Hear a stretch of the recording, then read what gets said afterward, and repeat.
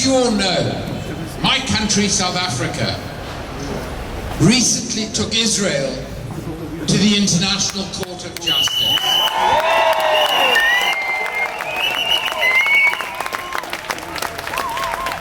And the highest court in the world, led by an American judge, concluded that there is a plausible risk, that there is prima facie evidence, in other words, that Israel is committing genocide in Gaza. This is something that we can all see every day with our own eyes on our screens. It's not something we needed the highest court in the world to tell us. But let us also remember what was included in South Africa's submission: the intentional targeting and killing of Palestinian journalists on the ground. Why are they doing that? Because they do not want us to know what they are doing on the ground to innocent Palestinians. Those journalists are informing the world of what is happening. This is exactly what Julian has spent his life doing.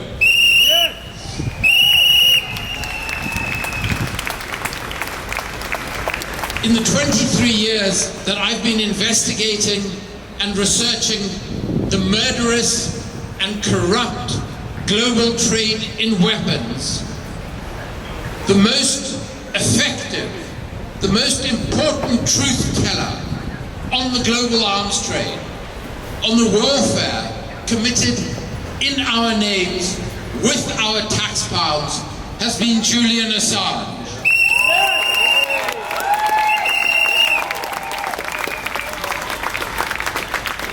And while those who committed the war crimes have not only all gone free, but have all profiteered from their war crimes, it is Julian who speaks truth to power who is on trial.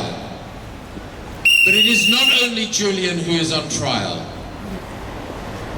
It is the British system of justice, it is the British government, it is the US government, it is our entire system of rulemaking, of imperialism, and of deep-seated corruption.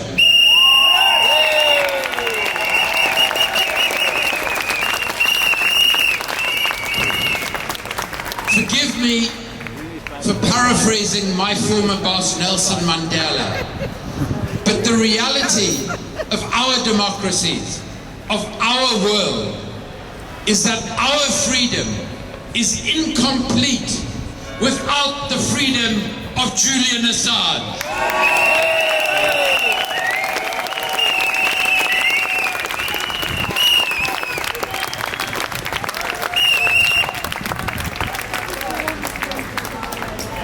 Now, anybody who knows anything about a free press, anybody who knows anything about freedom of speech, has been part of the campaign to free Julian Assange.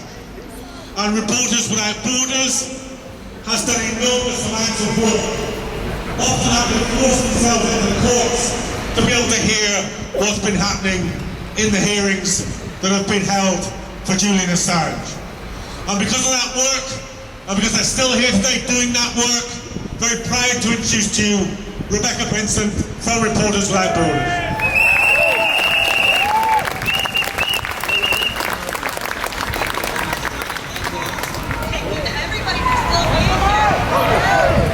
Is that any better? I'm just going to hold it. Thank you so much, John, and thank you all to everybody here for still being here. It's been a really long 4 years. It's been an even longer 13 years. On one hand, I'm dismayed that it's still at this point. We would have hoped that the British judicial system would have delivered justice by now. We're hoping very much that that is still possible here. But of course, as we all know, this is a political case and it may, in fact, still require a political solution. So we're not letting the US government off the hook today, no matter what happens here in London.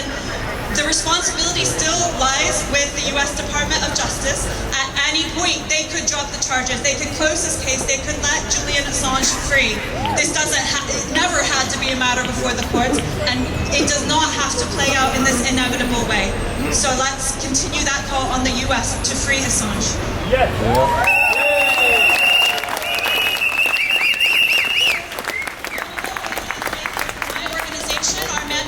Freedom, so we're engaged because of Julian Assange's contributions to journalism.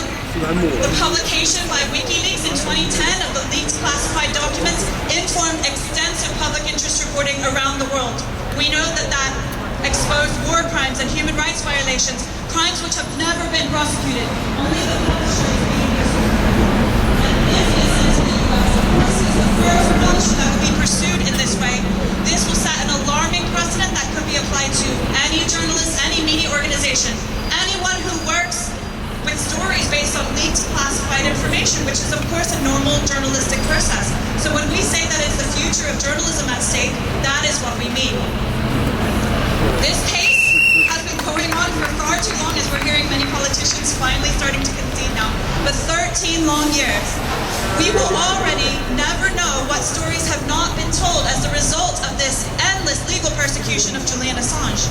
But if this continues, if he is extradited, if he is put on trial in the US, the chilling effect will be enormous. It will impact media around the world, and it will impact all of our right to know, because of course this is ultimately about the public's right to information. We have a right to stories in the public interest. I've been asked to hold this closer, sorry. One thing as well is to remind the world actually where Julian Assange is today. We, after a fight with the prison, similar to our fight for court access over the years at Reporters Without Borders, we were finally able to visit Julian in prison in August and January. A lot of people, especially in the US, have lost sight of where he even is, but he is in a high security prison in the UK, in London, some miles from where we are now. Surely, even if the US government cannot back down on the larger principles of this case, surely at some point it has to be conceded that the leaker, Chelsea Manning, served 7 years in prison. President Obama commuted her sentence, stated that it was disproportionate. So why would the publisher, under any pretext of legality here, face up to 175 years simply for publishing information received? It is absurd. But let's remember Julian today. We know his state of mental health. The last time I saw him, I was quite concerned about his state of physical health as well. He had broken a rib from coughing so much. These conditions are grim. He should not be in prison in the UK, in the US, or in Australia. It's very clear. Anything that comes out of the court process or a political solution should involve no further time in prison for Julian Assange in any country.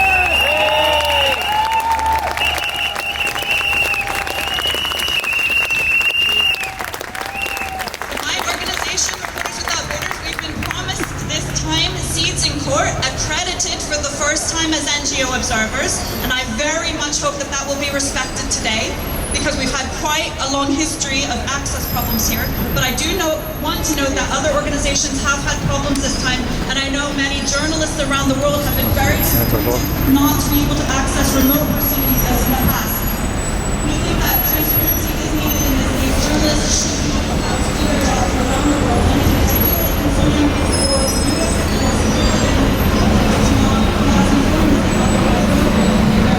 access granted to journalists. So we just urge again the court to consider other solutions to allow journalists and NGO observers to do their jobs. This hearing is overwhelmingly in the public interest, and we all must be allowed to bear witness and report on what we see.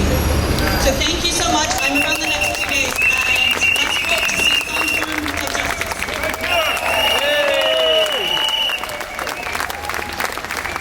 Is that any journalist anywhere in the world can be prosecuted in the United States and extradited to face prosecution for publishing truthful information, for publishing information that shows us war crimes, human rights abuse around the world.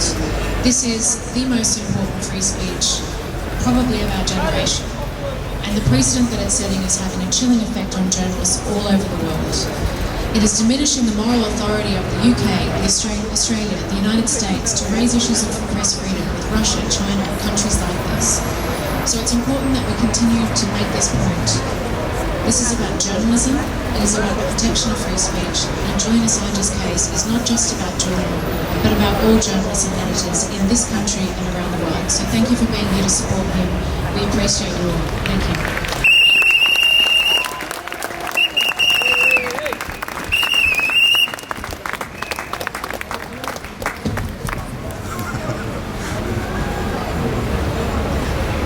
Well, as somebody is just heckling me, we're coming towards the end of the rally now, but somebody's just shouting at me down here, do mention John Pilgrim.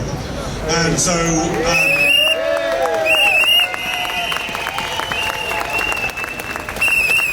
absolutely right that we should.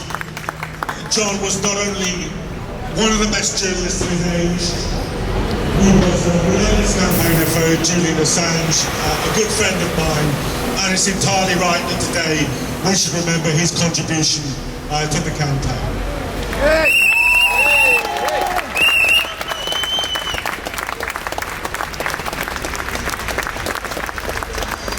So that brings us to the end of this part of the day's rally. Obviously Stella and Crystal and others are going to go into the court now. Please give them a huge round of applause so that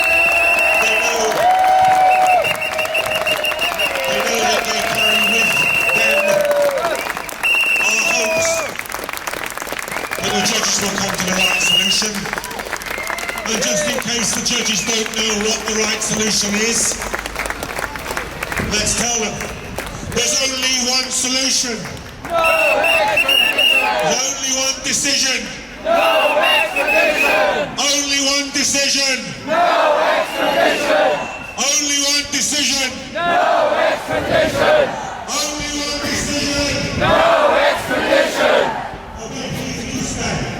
There will be statements after the court is finished at lunchtime. There will be statements about what's been going on and reports to you during the day. There will be other speakers turning up to support the campaign.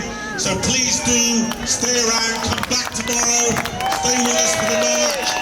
They're going into court now. Please give them a huge round of applause.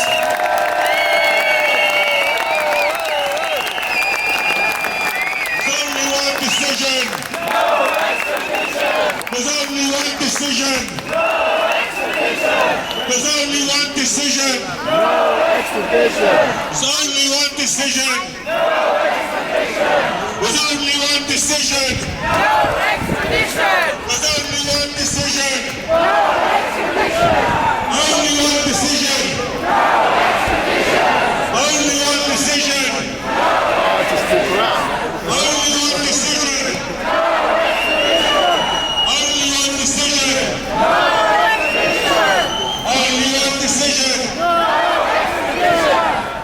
Okay folks, stay strong, stay here, stay mobilised.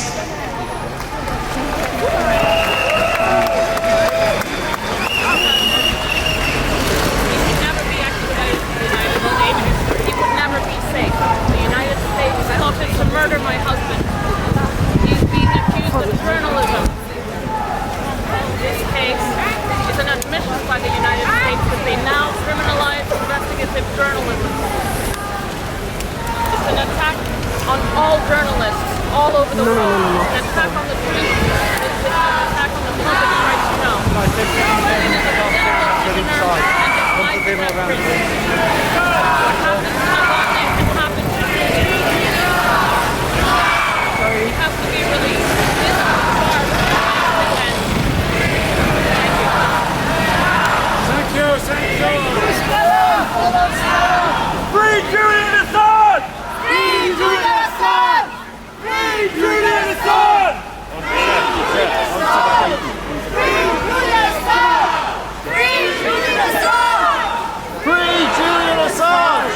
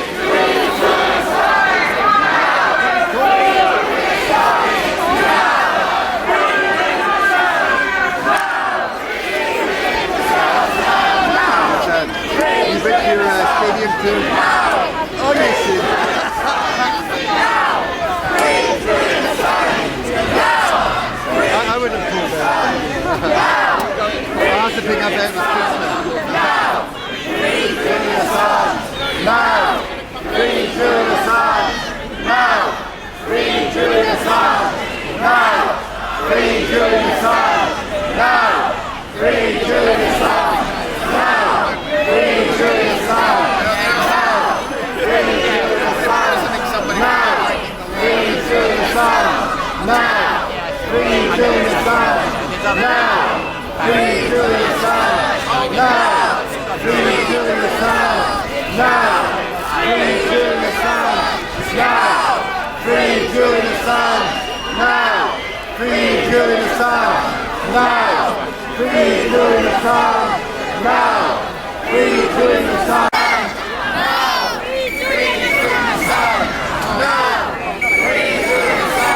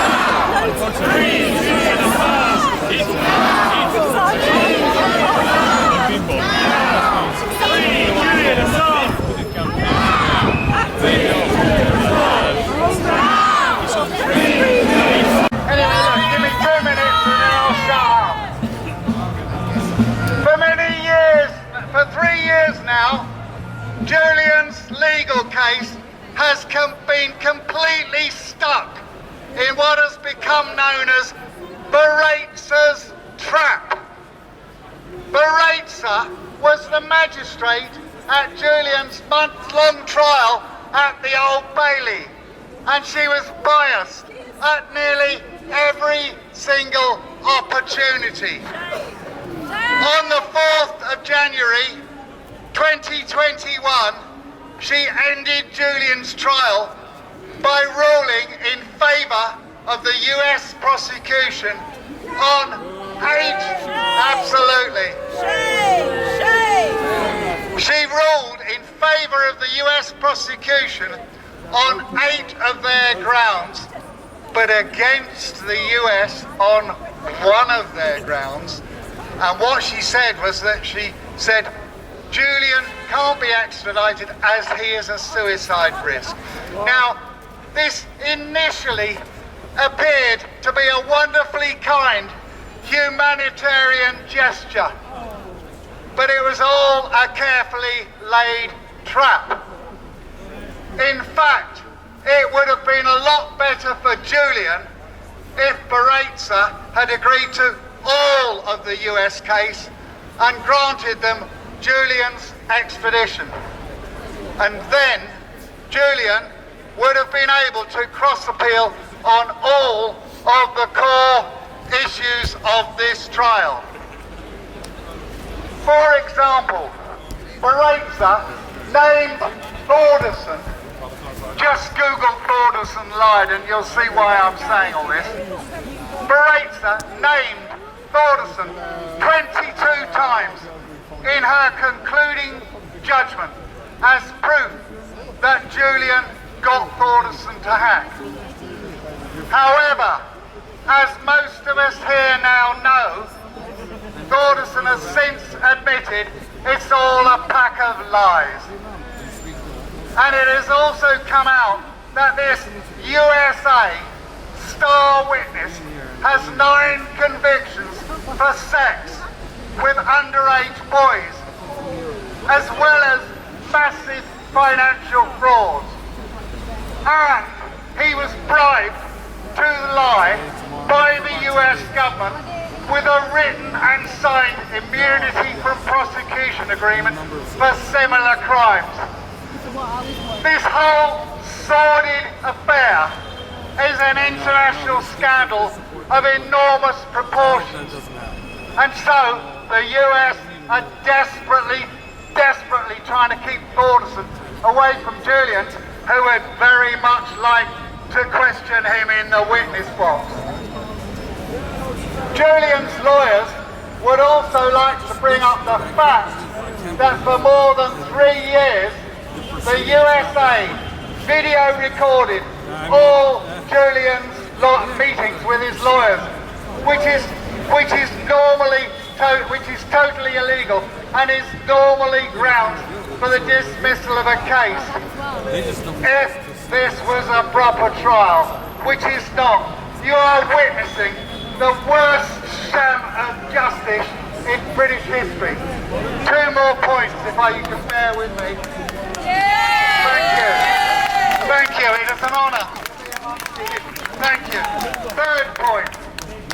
Julian's lawyers would also like to make the point that all the supposedly impartial justices in this trial, in inverted commas, have substantial conflicts of interest. For example, one is a very close friend of the UK politician who masterminded Assange's seizure from the Ecuadorian embassy. So in layman's terms, one of Julian's worst enemies is a judge in his trial. That is what a sham is right behind me. Now, 4th reason, thank you. You are absolutely on the right side of history. It is an honour to be amongst you. Thank you so much. 4th reason, I'm sure that Julian's lawyers would also like to say that the UK to USA extradition treaty states very clearly and I quote, "Extradition shall not be granted if the offence for which extradition is requested is a political offence." End of quote. And obviously, this is entirely political. Any one of those 4 reasons is a legally valid reason for the dismissal of this case. Thank you so much. Thank you so much. The trap that berates us from has allowed the US prosecution to completely dictate 2 crucial things in this case. Firstly, the direction of the case, away from all borders and lies, and all the other points in Julian's favour, like everything Julian did was in the public interest, trying to make the world a better place.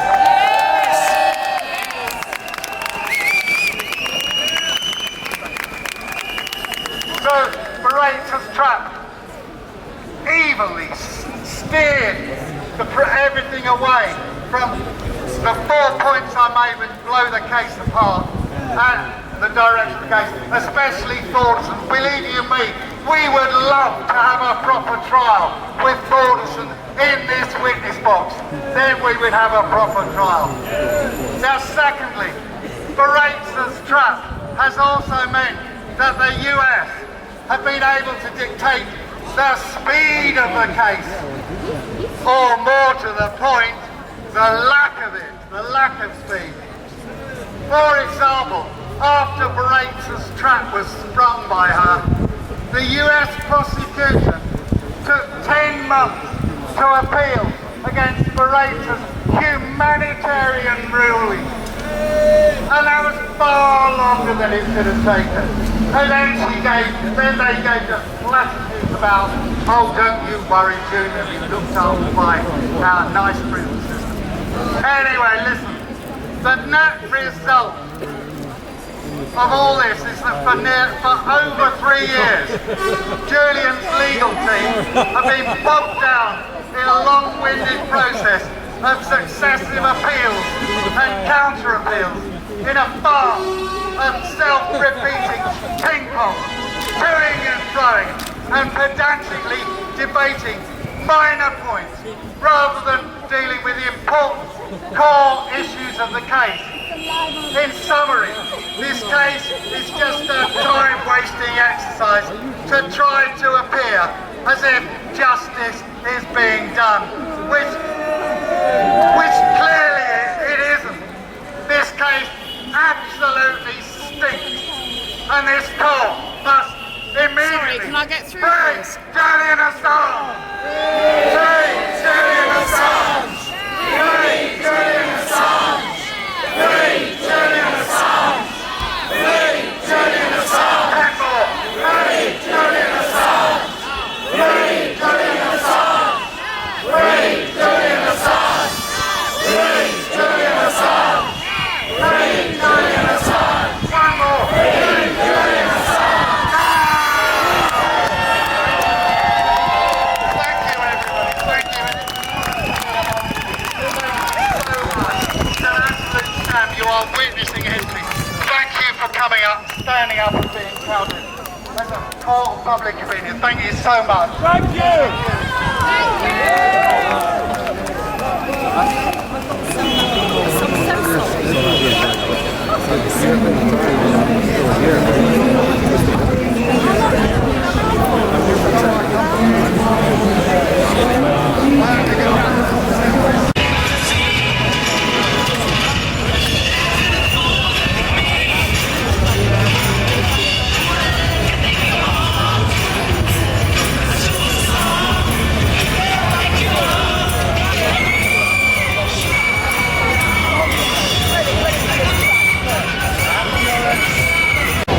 The international media and maybe even the BBC, who are here anonymously, I'm told, without an identification on their camera or microphone.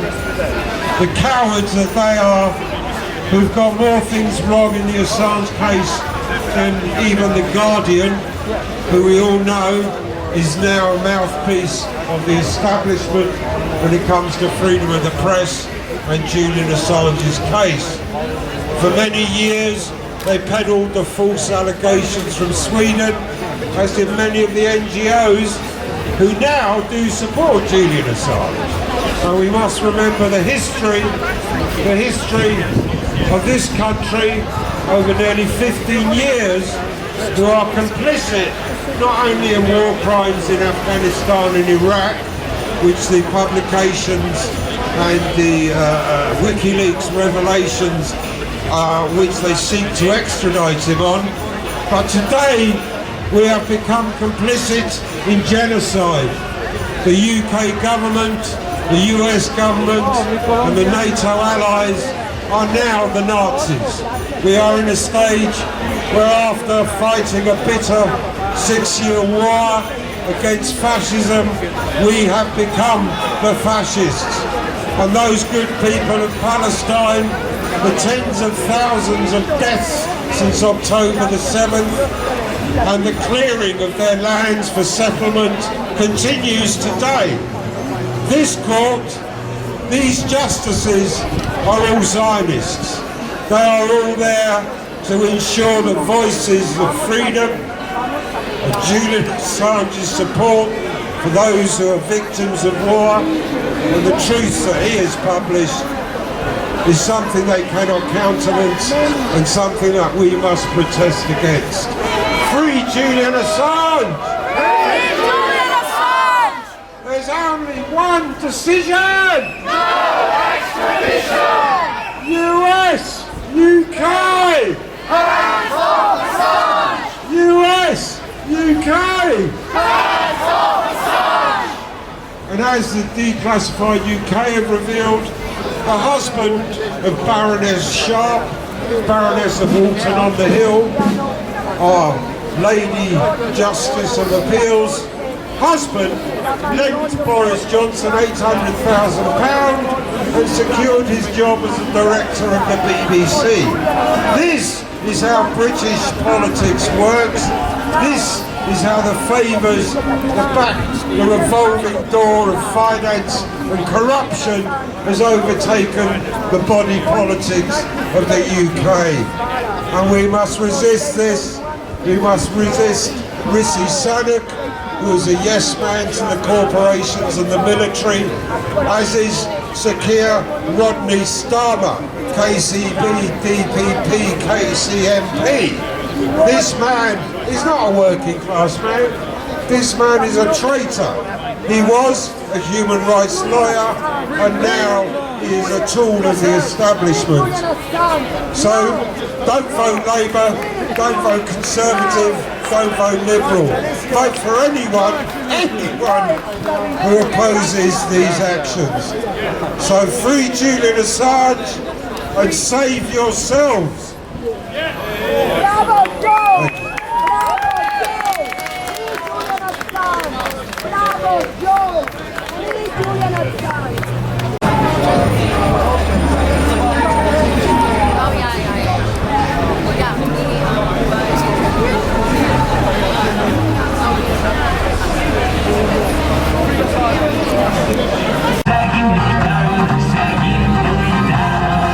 All I show you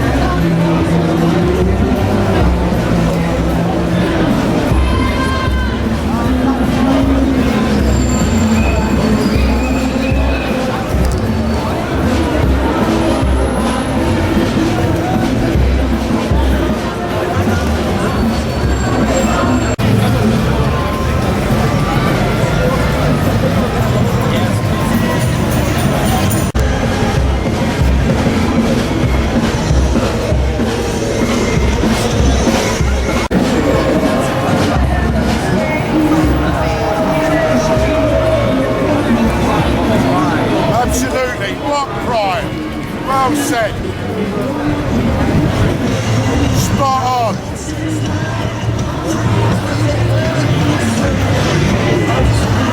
Corporate crooks.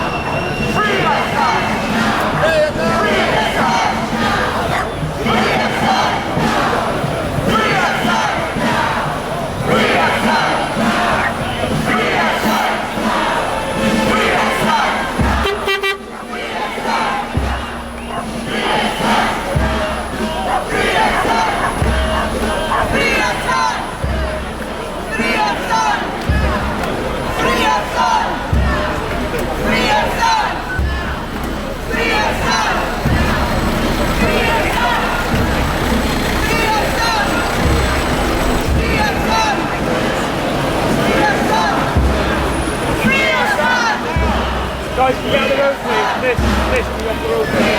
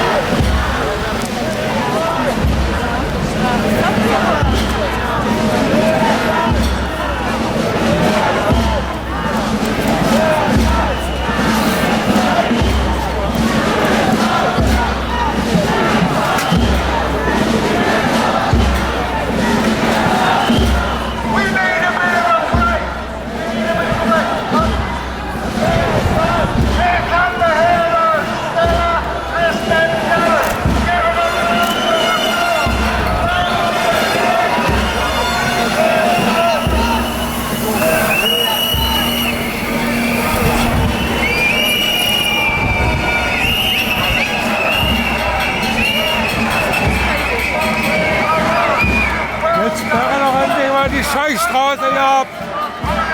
Gibt's doch gar nicht sowas.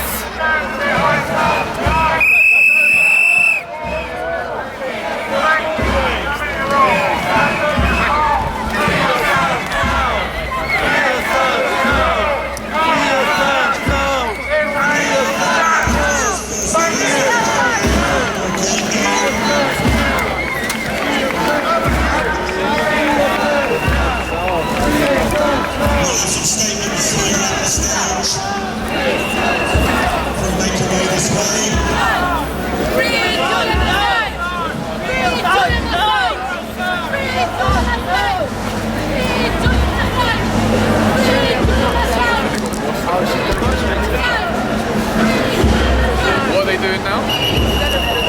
Oh. Free Julian Assange! Free Julian Assange!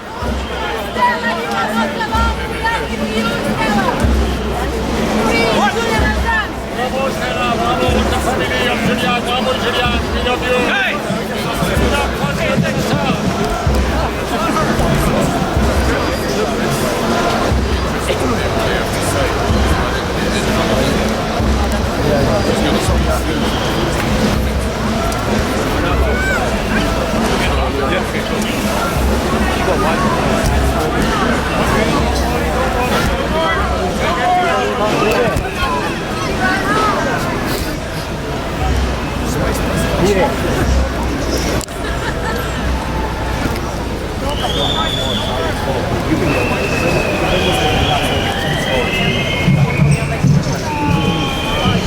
Thanks very much, everybody. Thank you for continuing to be here all morning.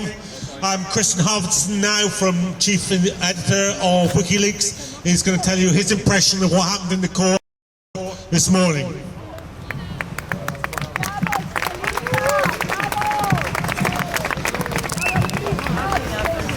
There is now a break in the proceedings.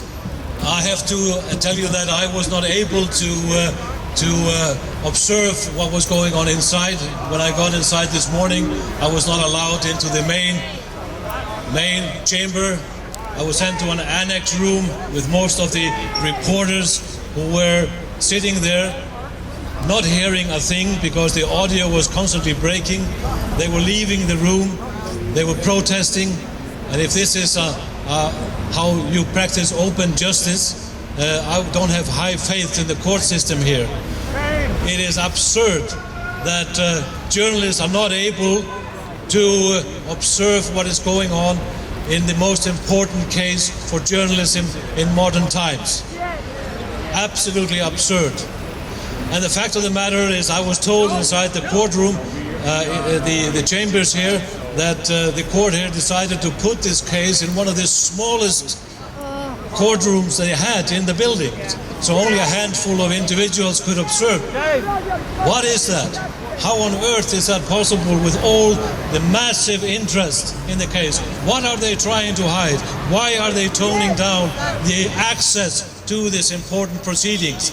It is not the first time that we observe this. This has been going on in every proceedings we've had in the Julian Assange's case. There has been obstruction for observers to get in, to observe the proceedings. Parliamentarians traveling from abroad cannot get into the courtroom. NGOs have not been able to get in to observe what is going on. I'm not even sure that Amnesty International was able to get into the courtroom to observe what was going on.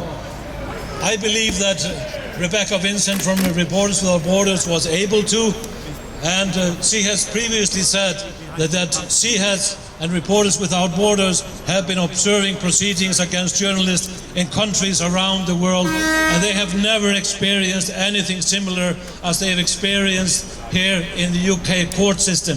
So what is all this about? Why is the system so obviously trying to keep the eyes away from what is going on inside here?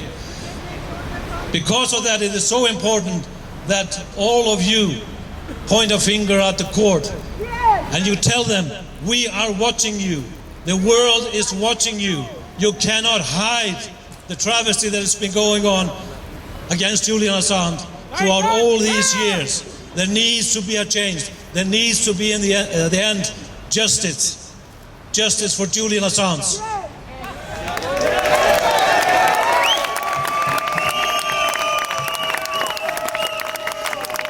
Thank you so much for coming, because it's so important to have you outside here to bear witness.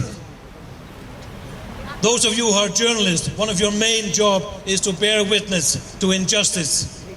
If you cannot stop it, at least bear witness. And what you are witnessing here in the case of Julian Assange is one of the gravest injustices that we've seen in latter times. And it will mark the end of journalism if he is extradited. It will not be able to continue in the same manner as before. So what is at stake for you journalists is basically your existential platform. So you have to fight. It's not activism to fight for the right to practice journalism.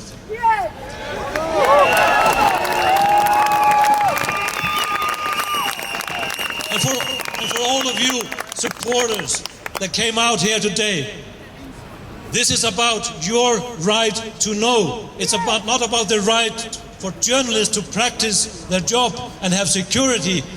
The real reason why they need security is to be able to provide you the information, the truth. It's about your right to know. That's what's at stake here today. It's about the future, mate. Just them, not just journalists, about all of us. These proceedings will continue this afternoon. They will continue tomorrow. Please stay here. Please voice your anger. Please tell this court how you feel about this travesty. And may I remind you that tomorrow after the proceedings, we will march to Downing Street and we will voice our opinion there. End this travesty. Free Julian Assange.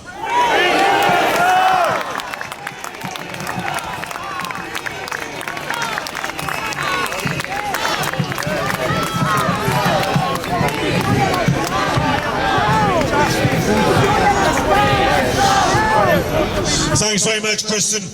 Well, I was in one of the courtrooms this morning, one of the overflow annexes, to watch that trial. At one point, the court proceedings had to be stopped in the main courtroom simply because the audio feed to the annex was insufficient for the journalists and the other observers to hear what's going on. Now, that's not a question of justice. It's just a question of competence to allow observers. Justice that is blind, justice that is behind closed doors, justice which is secret is no justice at all.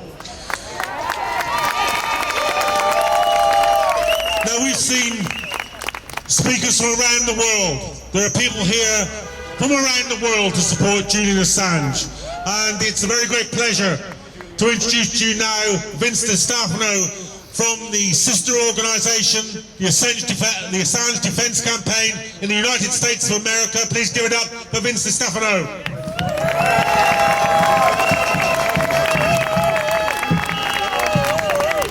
Brothers and sisters, I am the National Organizing Director of Assange Defense in the United States, and I come to you today in shame for my country, which is persecuting a man whose only crime is sharing the truth of the war crimes, misdemeanors, and calumny of the United States government. He sits just 12 miles from here in Belmarsh Prison, but he is vastly closer to the American Gulag 4,500 miles from here in Guantanamo Bay, created by my country to sidestep the principles that we hold dear, that we loudly proclaim to the rest of the world. The presumption of innocence, the equality before the law, a prohibition on torture and inhumane treatment, all of which have been denied to Julian Assange. Now, I wish to address another individual who stands in the dock with Julian, who too will be prosecuted, who too will be denied justice. Who is that other unindicted co-conspirator? It is you. It is the people. It is your right to know that stands on trial in that courtroom. We cannot wait for the perverted British Jewish system or the perverted American government to provide us justice. Justice will only come when the voices of the people here and around the world are so loud that they can't ignore us any longer. Free Assange! Free Assange now! We will be here today. We will be here tomorrow. We will be here as long as the struggle continues until Julian Assange is free and reunited with his family. And should he choose to do so after his long ordeal, once again, inform, educate, and tell us what our governments wish to hide from us. Thank you all very much.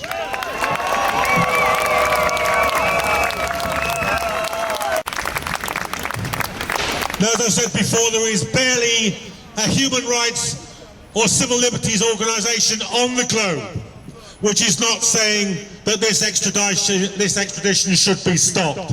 Every single one of them realises the peril to freedom of speech and a free press because of the way that this is now being conducted. And I'm very glad now to welcome to the platform Alexis de Sueve from the International Federation of Human Rights.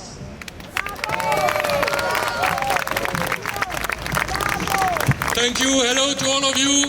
I'm Alexis de Suave, lawyer at the Brussels Bar and Vice President of the FIDH, the International Federation for Human Rights. The FIDH, it's 188 human rights organizations around the world, and we came to London today and tomorrow to support Julian Assange. Why? Because the case of Julian Assange is a human rights case. It's about our civil liberties, about our fundamental freedoms. It's, of course, press freedom, but more generally, freedom of expression. And without freedom of expression, we have no democracy anymore. And that's why we are all here today in front of the Royal Court of Justice to support Julian Assange. All the journalists in the world, and a lot of them are here today, but a lot are absent. I really don't understand why they're not supporting more their colleague, Julian Assange. This morning I had a live interview on the radio, and the third question of the journalist, it was a Belgian journalist, was, yes, but Julian Assange has put the life of Americans in danger, and Julian Assange, blah, blah, blah, blah. And I answered them, why this question comes from you, because that is what the United States are defending in court. Why are you, as journalists, repeating the arguments of the CIA? That should not be your job. And so, we must all be aware that our presence here, it's for the human rights, it's for the civil liberties, it's for the freedom of expression, and that you cannot be prosecuted by exposing state crimes, crimes against humanity, war crimes committed by states like the United States, and be prosecuted for that. The question is, if Julian Assange is extradited to the United States, who will dare to be a whistleblower? Because either you're prosecuted, either the journalist who you give the information to will be prosecuted, and even if he's in another country, he risks to be extradited to a foreign country and faces lifelong prison sentence, 175 years or even more. And so it's our democracy that's in danger. We have to protect the investigation journalism, we have to protect the whistleblowers for our democracy, for human rights, for our fundamental freedoms. Thank you very much.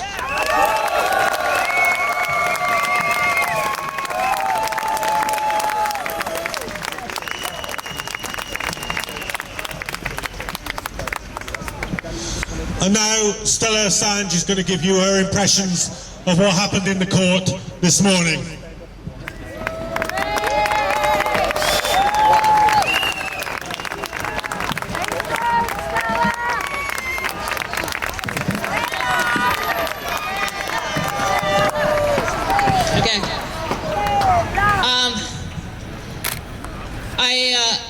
I just want to speak a little bit to you because it's only a handful of us inside the room that actually can follow the proceedings.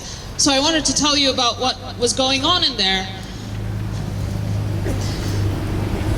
We opened and we talked about Julian's political opinions and his political motivations. And they are clear and they're unchallenged, which is to expose state criminality. Yes. And what happens when you expose state criminality? The United States has taken a politically motivated prosecution against a journalist because he exposed them committing crimes. And so what's going on inside this courtroom is to determine how the extent of the cover-up. How is this court going to deal with this case?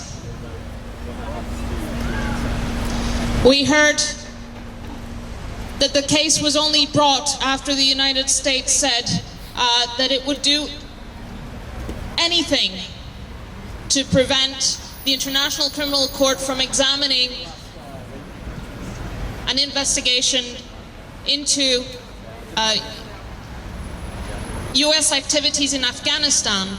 And of course, WikiLeaks evidence in the publication that Julian's indicted over are part of that case. WikiLeaks has been used as evidence in the European Court of Human Rights and other foreign courts to expose state criminality. And the United States is abusing its legal system in order to hound and prosecute and intimidate all of you. United States. What's at stake is the ability to publish the truth and expose crimes when they're committed by states.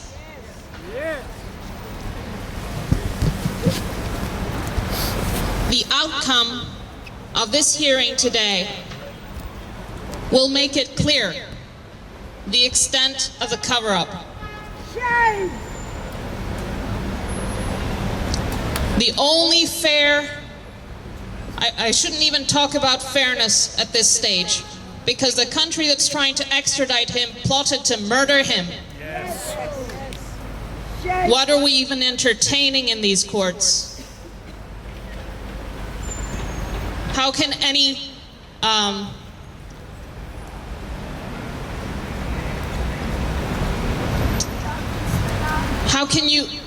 how can you even entertain this hearing knowing what we know? It's all on the public record. Yes. And yet it continues. Shame. Travesty of justice. It's only a handful of us in that room, but you know what the stakes are. You understand what this is about. It's about you, it's about us, it's about the public's right to know. It's about the right to be able to speak freely without being put in prison and hounded and terrorized by the state. Thank you.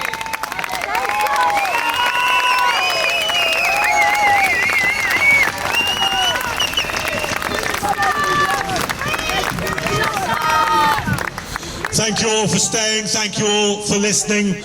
Please do stay this afternoon. Please do come back and hear what will be happening in the courts. We'll be reporting back from this stage about 4:30 this afternoon. Please do stay around. Do continue to protest. Please come back tomorrow and be ready when the court hearing finally ends tomorrow afternoon to march from here to Downing Street. We are the last line of defence for Julian Assange. We are the last line of defence in the most important free speech trial this century.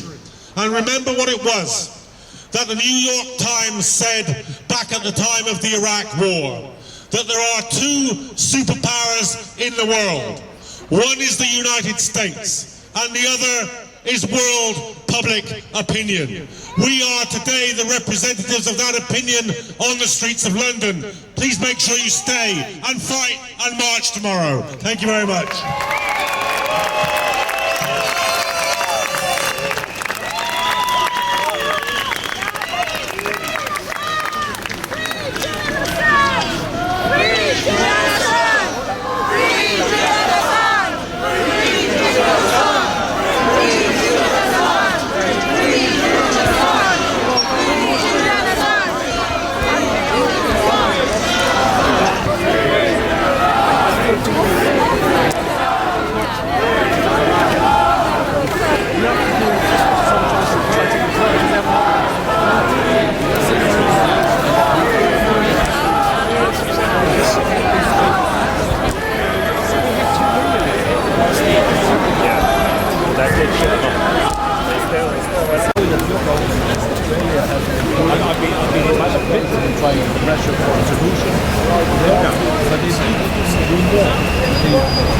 General Company of Australia needs to put a pressure on the Albanese government to use every leverage in to save Julian Assange. And when I say every leverage they have, I mean that they are part of the Auckland deal. They are probably the most important strategic partner of the United States. The United States is relying on the defense cooperation. You have defense and trade. Use it. Use that leverage. And Albany should use that leverage and say, we have nothing to talk about unless you free our boy and allow him to return to Australia. Thanks so much. Really appreciate it. You're welcome. Okay.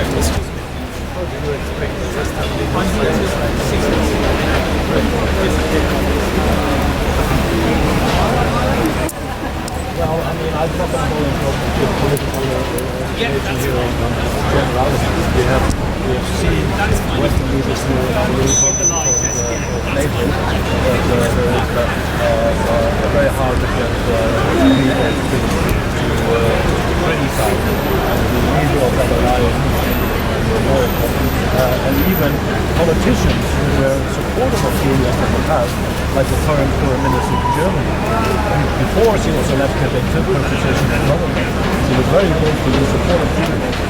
Now she is foreign minister, but saying nothing about Julian. So we have tremendous support among politicians, Parliament, we go to 14 countries throughout Europe, really supportive. And when it comes to those who are in power, it's silent. That is of concern, not just of concern to us and to Julian, it should be of concern to the general public. I asked recently my government why they don't comment the case, and she said, the speaker, that she will come back to me recently. Do you have a message to country neighbor, which is France? What could France do to help Julian's case? France could be very vocal about the support of Julian, because it's not just about Julian, it's about press freedom and about the future of journalism. And if you don't speak up now, you'll never go down in history as being on the wrong side of it. So now is the time to speak out, now is the time to protest, to voice your opposition, to demand a resolution here, to demand justice for Julian, and to demand that this serious existential threat to journalism is pushed aside. We all need that. We all need that. Which is going downhill year by year by year.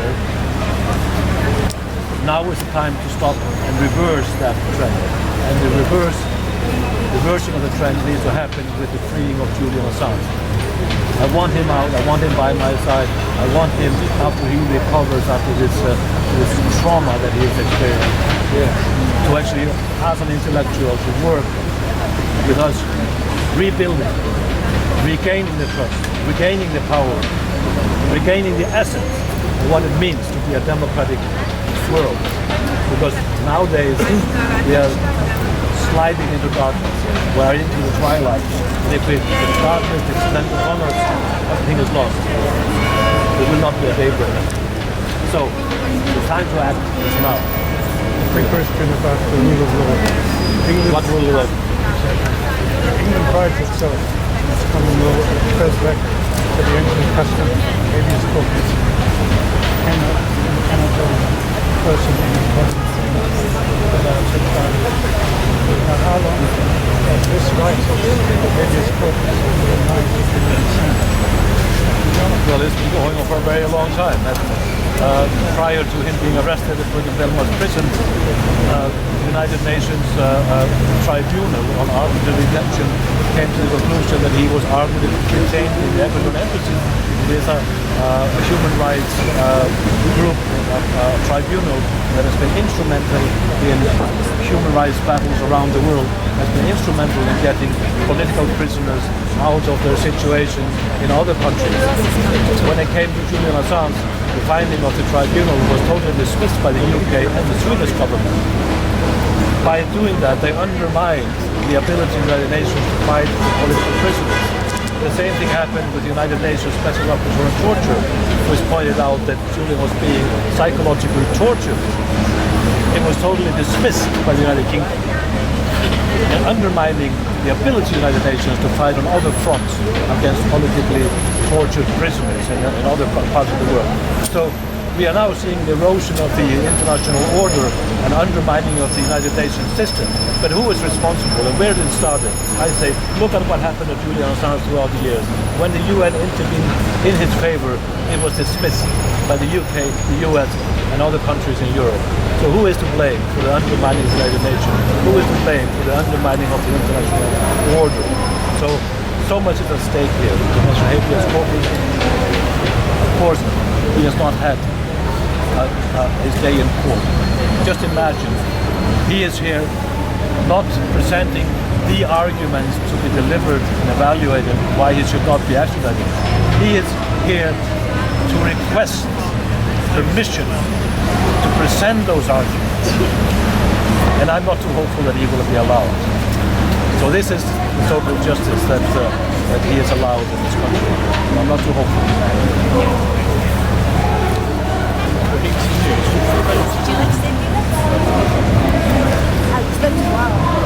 Just so I've got your name and take Mr. Robson, the editor of WIKILEAKS, Robson,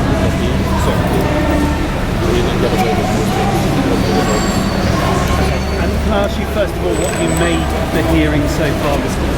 Well, what I made of the hearing is that I couldn't hear the hearing because I was not allowed in the main courtroom, which was astonishing. I was told one of the smallest courtrooms in this building. So that shows the respect that this court has for this pivotal hearing, which might define the future of journalism and the future of Julian Assange. I was thrown into an annex room which was supposed to be provided with audio and video, and nobody could hear a thing. All the journalists in there were just hearing mumbles and jumbles, and they left the room. So this is the open court here in this country. You say it has implications for the future of journalism. Why? Well, if an Australian journalist who publishes in Europe is imprisoned, sent to the United States to be locked up for life and die in prison, it means that not a single journalist anywhere in the world is safe to publish, especially when it comes to national security reporting. Julian Assange is the first publisher and journalist to be indicted on the basis of the Espionage Act, which does not allow for a public interest defense. So he is the first and will not be the last to suffer this fate. So for this reason, all the major press freedom organizations and the human rights organization and free speech organization are rallying behind Julian because they recognize the importance of this case. It is supposed to send a signal, a threatening signal. That's why the US government is pursuing it with such strength and toughness to the ends of the earth, as Julian himself predicted in 2010. Because they want to send a signal. If you mess with our secrets, if you expose our secrets, if you expose our war crimes, we will hunt you to the end of the earth. The American government say one of the reasons why they are prosecuting Julian is because when he leaked the material, names were in there that put people's lives at risk. They have not been able to present a single evidence of a physical harm to anybody as a result of this publication. They had to admit that in the court proceeding against Chelsea Manning when she was court-martialed, and a witness from Pentagon under oath had to admit that no, they did not have a single example, and they still haven't presented one. So these are empty words. These are propaganda points that are being thrown out there alongside many others who are unfortunately being picked up too frequently by the mainstream media and needs to be corrected. We need to dive into the story and see the essence of it. But that is the simple truth. There was no irresponsible data dumping. There was careful managing of the material. There were redactions which went actually further than our mainstream media partners wanted. And that is the essence of it. It was journalistic practice at its best. What do you think the outcome is going to be? We're here today or tomorrow. I'm not really hopeful that he would be allowed to present the arguments that should support his demand for not to be extradited. Of course, if that is going to be the case, the submission to the European Court of Human Rights will be sent immediately, and we will ask for the intervention of the Strasbourg court. We have not a high faith that that's going to have a good result for two reasons. We have no assurance that the Strasbourg court will take up this case and ask for a stay in the carrying out of the extradition while they look into the case based on the so-called Rule 39, which was applied in the Rwanda case.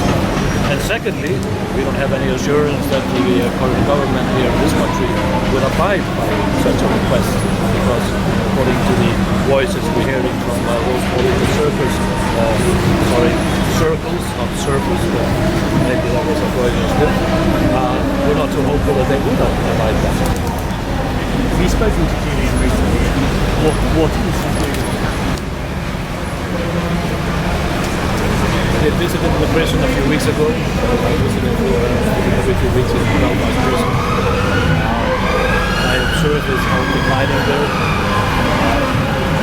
When I visited, I tried to encourage him to keep the fight going, tell him about the growing tremendous support he has. I believe that is what keeps him going.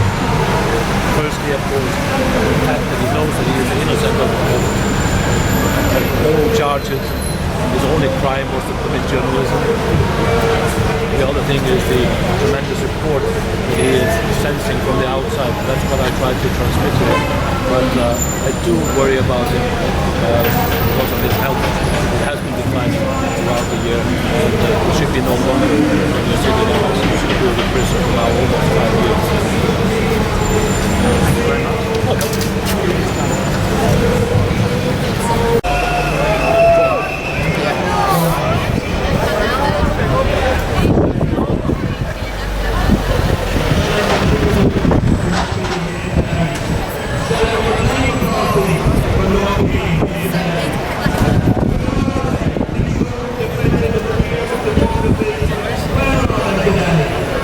Facebook saga and the manipulation of elections. All the while, we thought that the increasing information availability would empower people to gain control over their lives and increase the power of the people versus the state. But what happened after the Arab Spring was that these states began to utilize the entire infrastructure of information to consolidate it into the hands of a minuscule elite of billionaires and big tech corporations who, in conjunction with Big Pharma, with the military, with the government, with the intelligence agencies, took control of the information infrastructure of the entire planet. And woe betide anyone who challenged that control that they had. And that is where we're at now. Julian Assange is in prison as an example, and they were followed afterwards when they began to look at everyone. All of you at some stage or other have been fact-checked. All of you at some stage or other have been deleted or frozen for a period of time. But more importantly, every single human being on earth is now under permanent surveillance by the intelligence agencies, run by big tech, in order to consolidate artificial intelligence as a mechanism to control every human being on earth by robots and artificial intelligence and drones. And what they're doing in Israel or in Gaza against the people in Gaza is preparation for what they're prepared to do in Britain, in Europe and America against us, against all our people in the Western world as well as the countries around the world who are usually dominated by imperial power.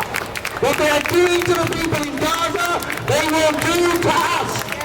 That is the point about why we need to struggle against that barbarity being carried out. Israel, what people know, there's some people here don't understand. Some of them were arrested, many people here don't even know.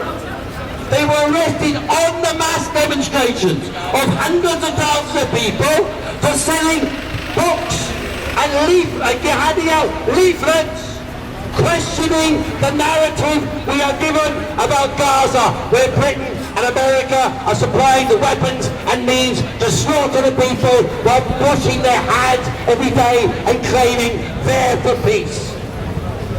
But the people who were arrested for giving out leaflets, they weren't arrested for normal crimes. They were charged with terrorism. It is terrorism now, according to the establishment, to give out a leaflet, a bloody leaflet. I was a member of the National Union of Journalists until November the 5th, 2020. At the beginning, I believed the story about lockdowns and COVID and the rest of it. Then I began to question, is it really true, everything they say? Are they not lying about X, Y, and Z and B and whatever? Are they not lying about the big pharma interventions? Are they not lying about the vaccines? Are they not lying about the injuries? Are they not lying about the lockdowns? During the lockdowns, the biggest transfer of wealth from the poor of the world to the wealthy took place in 2 years. The greatest transfer of wealth in human history, from the poor to the rich. The greatest consolidation of power in history by big corporations, by big tech, by the states and governments and intelligence agencies, the biggest consolidation of power in the history of the world. But when I protested on the 5th of November, with my press card on display, saying I want to discuss and inform people what was going on. The police, just round the road here, the police bundled me to the floor, 30 of them dragged me to the police station, and that evening the NUJ members who were observing this wrote to the head of the NUJ and said, we observed one of our members being bundled to the floor and arrested for no crime, just for speaking about free speech. And I've been doing that for nearly 30 years at Speaker's Corner. The head of the NUJ, I requested my subject access request from the NUJ. The head of the NUJ conspired with the police authority to have me arrested and to have my press card seized from me, claiming that anyone who opposed the measures taken by the government was a far-right conspiracy theorist. The truth of the matter is, there's a lot of talk about conspiracy theories in the world today. The main conspiracy theories in the world you need to be concerned about is the conspiracies happening in here, the conspiracies happening in Downing Street, the conspiracies happening in Washington, the conspiracies happening in mass media, the conspiracies between the ruling elite and the exercise of control over the world. Seize back power over your lives. Organize, combine, organize, educate, agitate, mobilize the people from below. Get the young people on the streets. Coordinate, combine, mobilize the world to overthrow the tyranny that they are moving towards today. Thanks very much.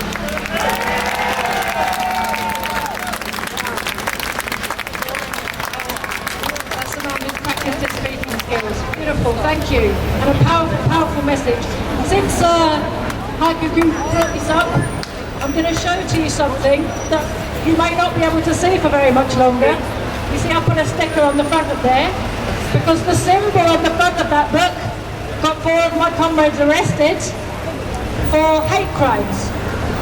Now, if you look at the title of this book, it says Zionism, a racist, anti-Semitic and reactionary tool of imperialism. So what is it this book is trying to do? Number one, it's a history book.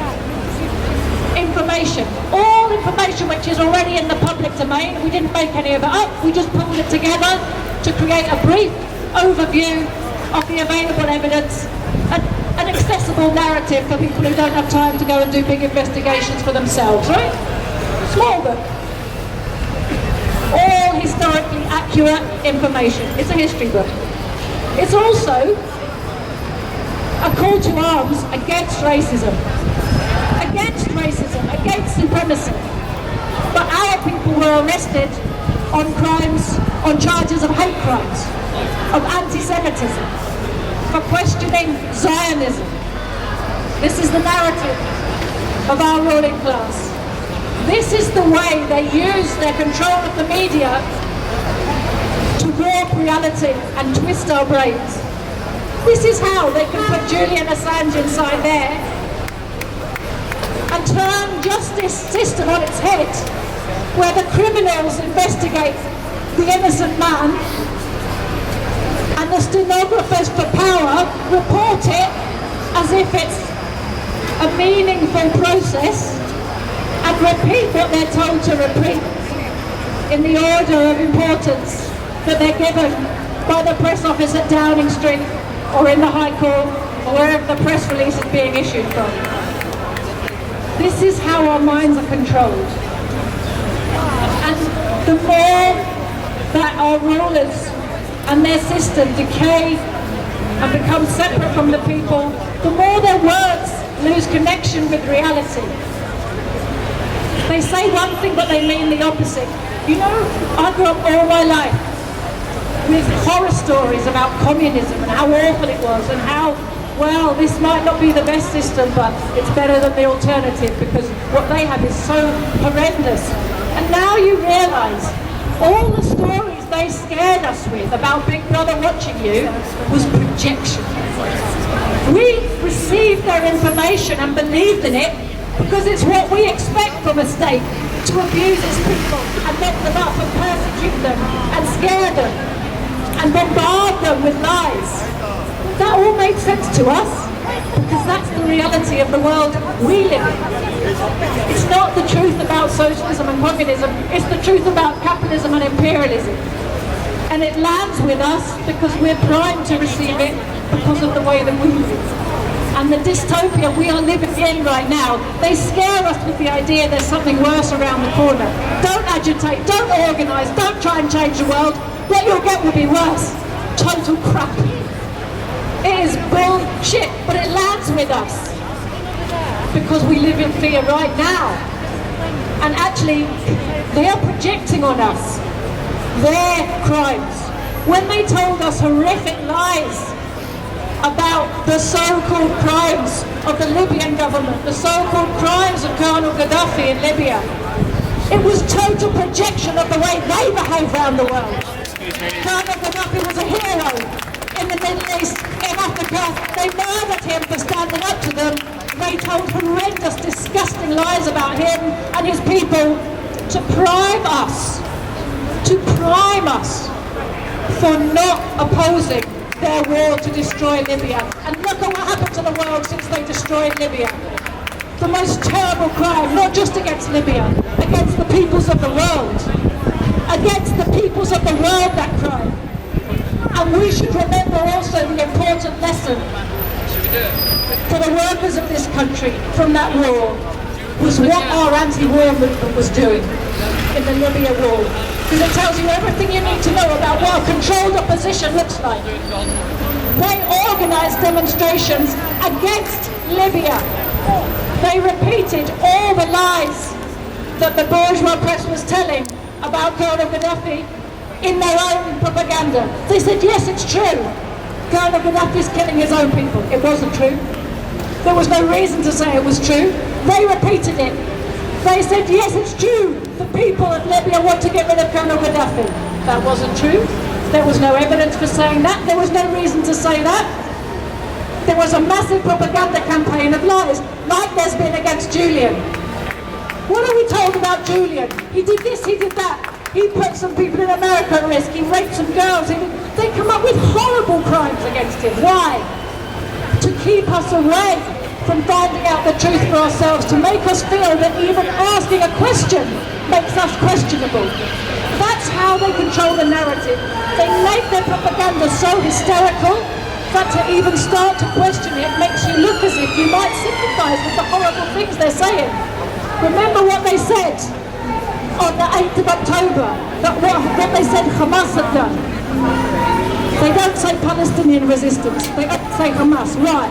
Because they've labelled Hamas terrorist and they banned Hamas. So if you talk about Palestine now, you're supporting Hamas. Hamas is banned, so you're a terrorist.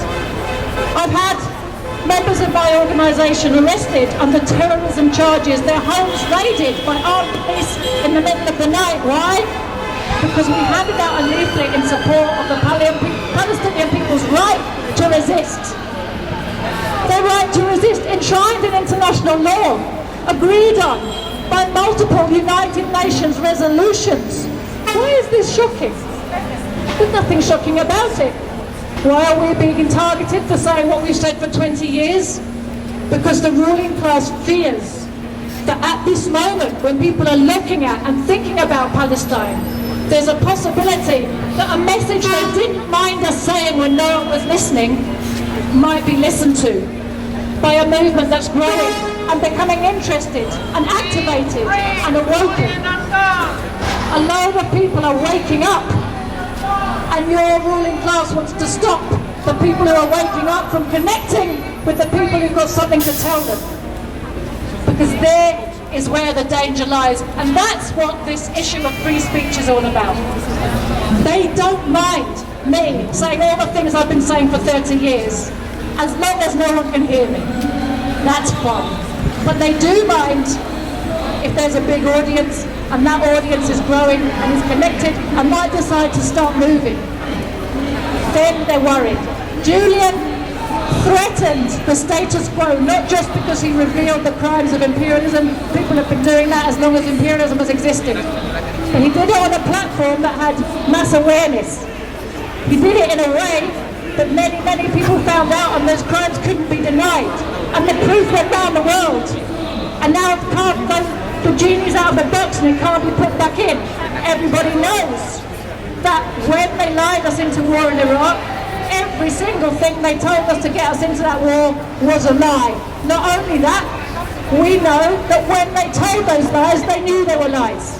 Yeah. You know, I'm old enough, I remember when we were being lied into Iraq and how big the movement was against that and how comfortable the ruling class felt to ignore the anti-war movement. Why? Because the leadership of the anti-war movement said this to the 2 million people on the streets. They went, well done everyone for coming out, you've made history. How do we make history? You made the biggest march ever. Well done, see you next time. What could they have done? What could they have said? 2 million people ready to take their orders? Imagine if they'd have been prepared to use that power. The ruling class knew they weren't going to. So they were happy. They sent the bombers the other way while we were marching through the streets of London on a Saturday, upsetting nobody, stopping nothing. What they didn't say to us was, let's go down to the city, barricade the stock exchange, let's go to Parliament and Whitehall and barricade the offices where all these orders are being taken and carried out. Let's go to Northcote and stop the planes taking off. They could have done that. That might have given the ruling class pause. That might have made them feel that they had to stop and think again about their war. This marching up and down is one thing, but we've got to work out what to do with that power once we've started to organise it. And this is something that the misleaders of our movement are not prepared to tell us. And the fear, the punishment beating that's being given to Julian Assange reflects the ruling class understands what workers have not yet woken up to. That the real power in this country is in our hands. We have to organise to use it, but we have it. They can't commit their crimes without our cooperation, and this is the message we need to take back to all our trade unions, to our schools, to our communities. If you organise to refuse to cooperate, there is nothing they can do. They don't fight the wars, they don't make the bombs, they don't even transmit the lies.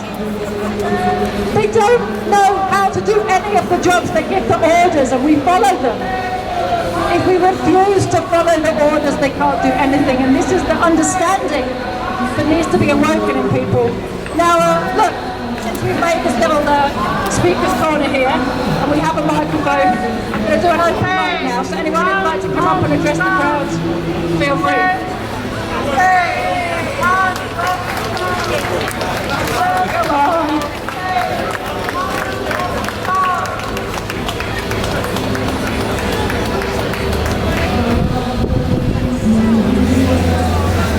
What's your name?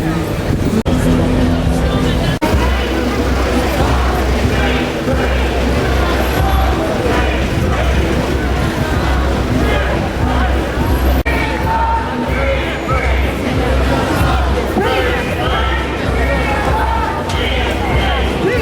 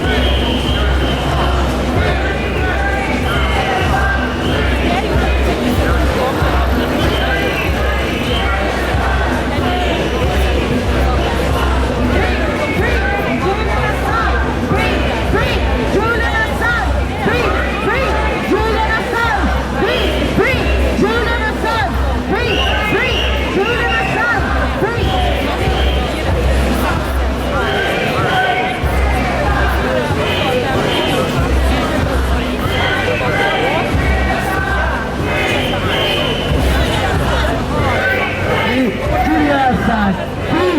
Free! Julian Assange! Free! Free!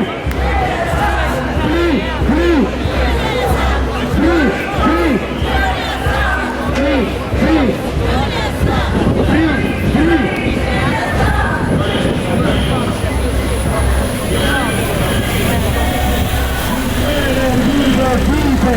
The people united will never be defeated.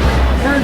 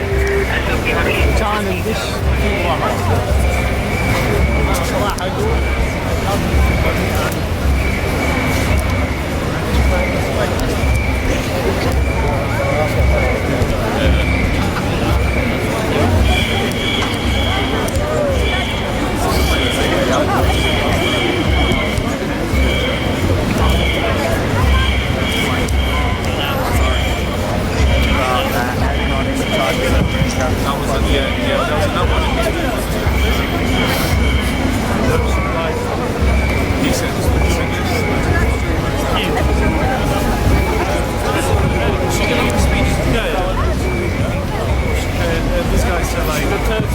Oh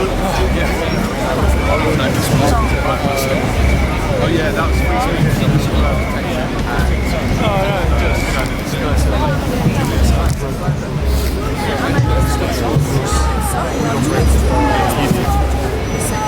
Now some lines where video there were all things that were really busy.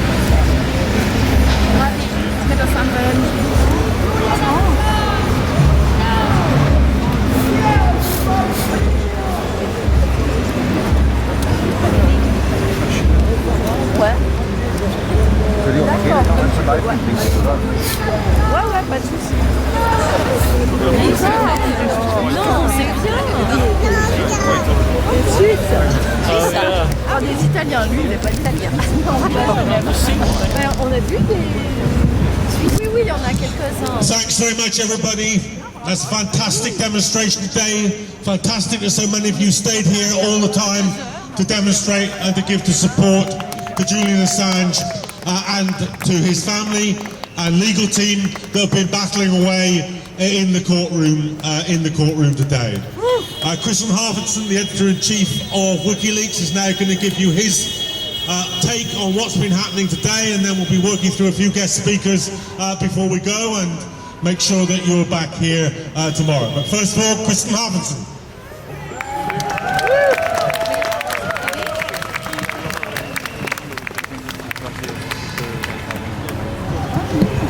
Thank you all for coming here today and stay out throughout the day. I am so heartened to see all of you here, still here, after this long day.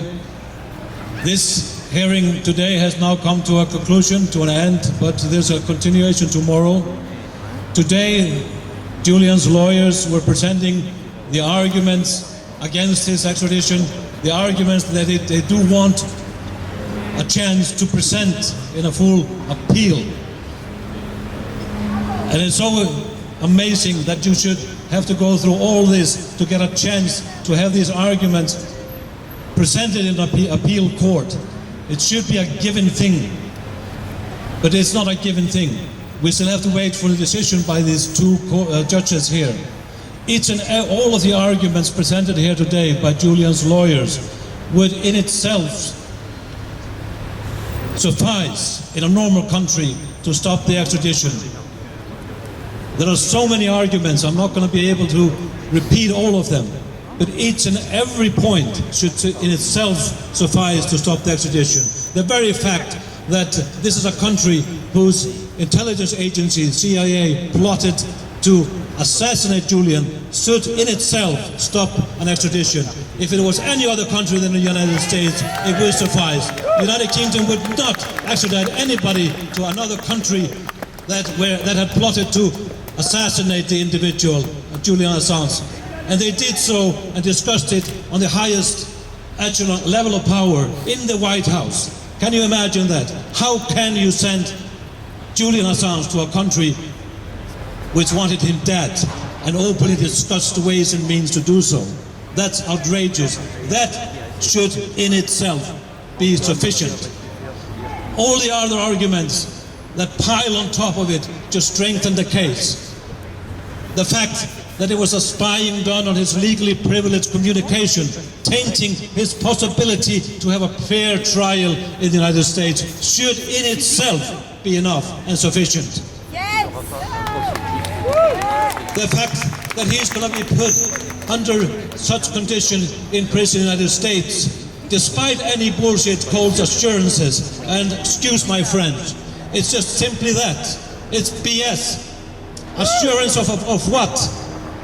There is only one agency in the United States can actually define and order the Bureau of Prisons to put Julian Assange into conditions which are so harsh that it could lead to his death. That is the CIA, the very agency that plotted to kill him. And do you think that they will refrain from demanding that he be put into solitary confinement? I could keep on going about the legal arguments presented here to the two judges today. Such arguments that it would be in any normality in a civilized country absolutely impossible to come to other conclusion that at least allow him allow him the opportunity to go through the appeal process. I have gone through so many proceedings in courthouses in this country that my hope is not big that Julian will have finally any justice in these halls of judicial power in the United Kingdom. My hope is slim. My hope is with you, that you can persuade the judges to finally listen to the argument. You tell them you are watching, your eyes are upon them. You will be their judges. If they want to be on the right side of history and not go down the drain, they need to listen to you. Please come back here tomorrow for day 2. Please come back. Continue to apply this pressure on the 2 judges, because they do notice. The press is noticing. The message is getting across. We see growing support for the cause of Julian Assange, and it's because of you who showed up here today. Please come tomorrow, and thank you for showing up. Free Julian Assange. Free Julian Assange now.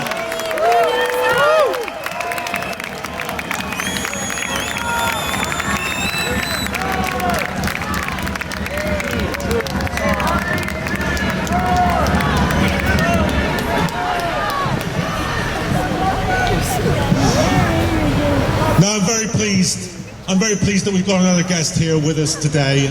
He's a member of the European Parliament. And anybody who's watched anything to do with the Assange case, or indeed anything to do with progressive politics whatsoever, will know that there's no better fighter, no better spokesman than Mick Wallace.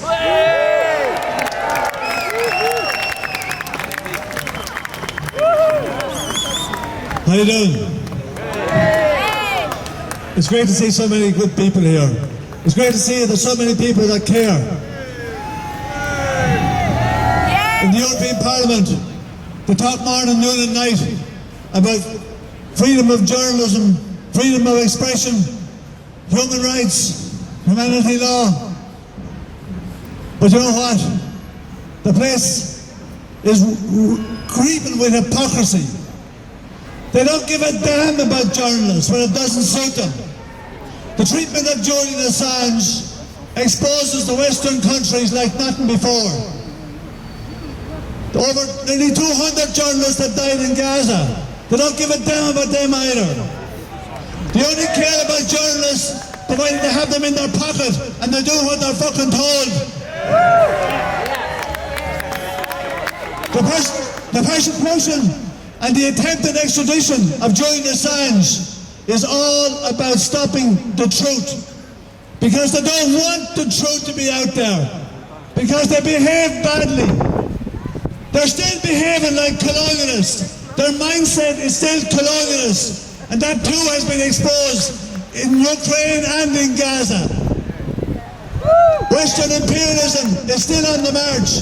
And Julian Assange had the audacity to expose the fact that they commit war crimes morning, noon and night to achieve their ambitions. Well, you know what? The people of the world are waking up. The people of the world have had enough of them.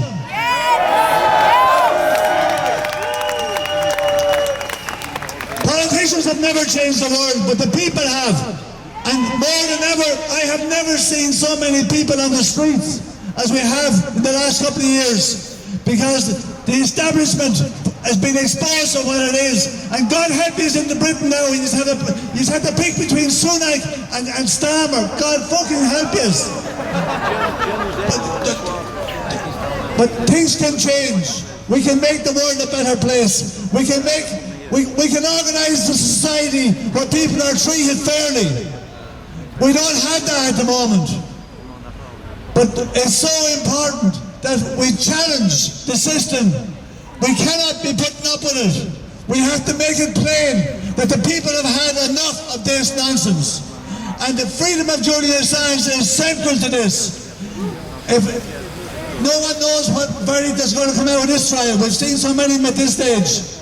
But at the same time, the ICJ in The Hague gave us a verdict that we didn't expect.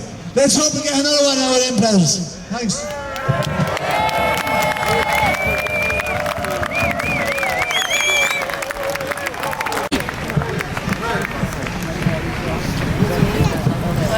Now my next speaker is also a member of the European Parliament. I've seen her speak a number of times. I've never seen her opponents come off better than she did in any exchange. Today, I have only one wish, that she'd chosen, instead of a career as a politician, to be a lawyer. Because I would love to have seen her in that court today, answering the American government and the British government over the extradition of Assange. Please give a huge welcome to Claire Daly.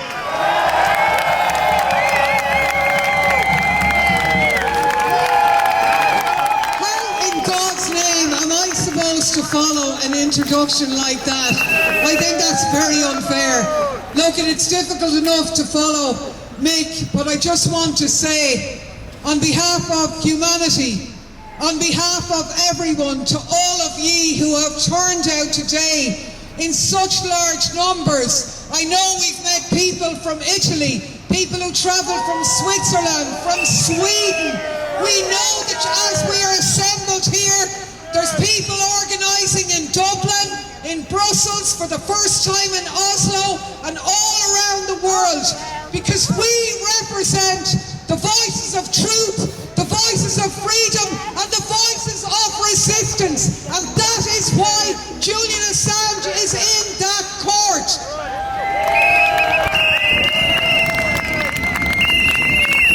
Now we know that what is at stake here is not the life of a man, although the life of a man is at stake, and that is incredibly important, and we never lose sight of it for a minute. But more than that, it is the defence of freedom of speech, of freedom of association, a stance against the criminalisation of journalism. That is what we are here, and how absolutely outrageous is it that an exemplary journalist, and we heard the evidence in the court today, a journalist whose work in exposing war crimes, renditions, torture, criminality resulted in those awful things being changed and stopped, that he's the one in prison and the people committing that are walking the streets doing gigs for Israel or whatever the hell Tony Blair does.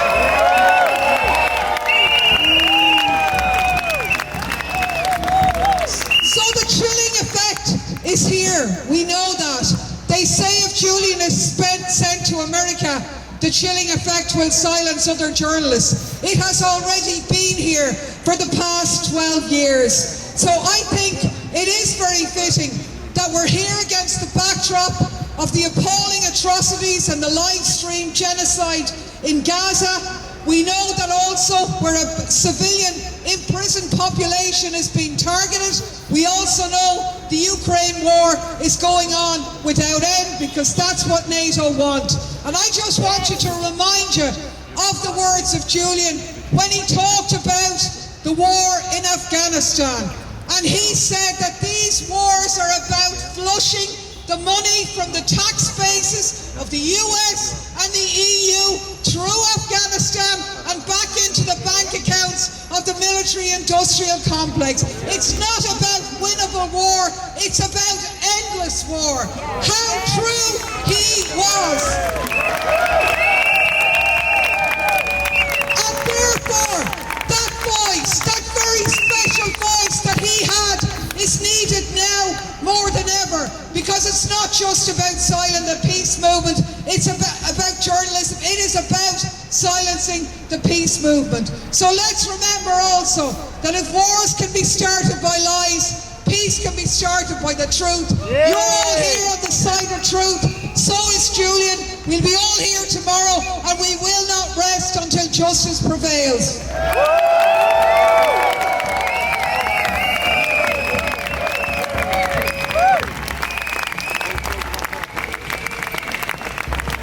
Now we all know that we have never been able at any point to to rely on the political establishment or the court system to defend Julian Assange. This has been a work that we've had to do ourselves. This has been about people power. But every movement produces the spokespeople it deserves. And this is a good movement. And in Stella Assange, it has produced an exceptional leader.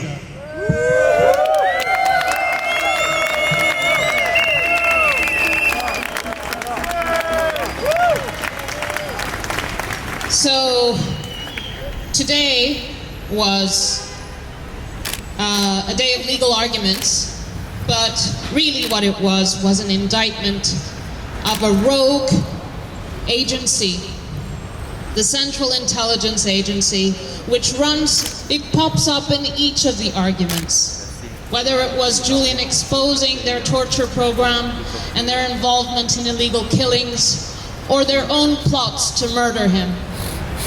Throughout, the origin of this prosecution came about when the CIA head, Mike Pompeo, lost the plot. He lost the plot, and then he instrumentalized his agency to go after a media organization, to plot the murder of a journalist, and to imprison a publisher in London. They lost the plot. It is rogue, it is out of control, and now it is targeting the press. Whatever happens in the coming days, it's now been aired in court. The murder plot, the political motivation coming out of Mike Pompeo's obsession with killing Julian, and the murders that Julian exposed in Iraq and Afghanistan, the torture program that European countries willingly participated in. We free Julian, we regain our democracy. Let's free Julian, come back here tomorrow. Free Assange!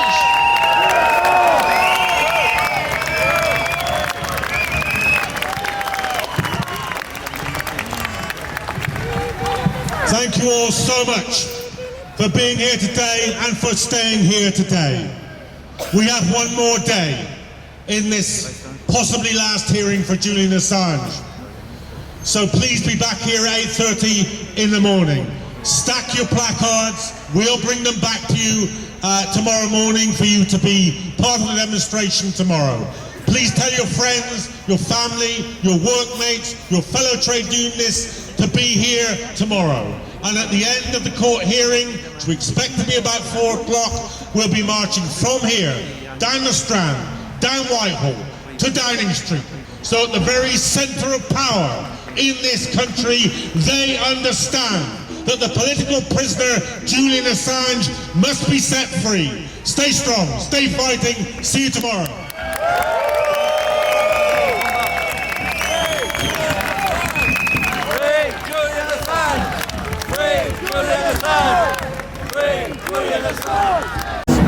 If you want a government that works for us, we need to protect journalists, stand up and really tell the truth.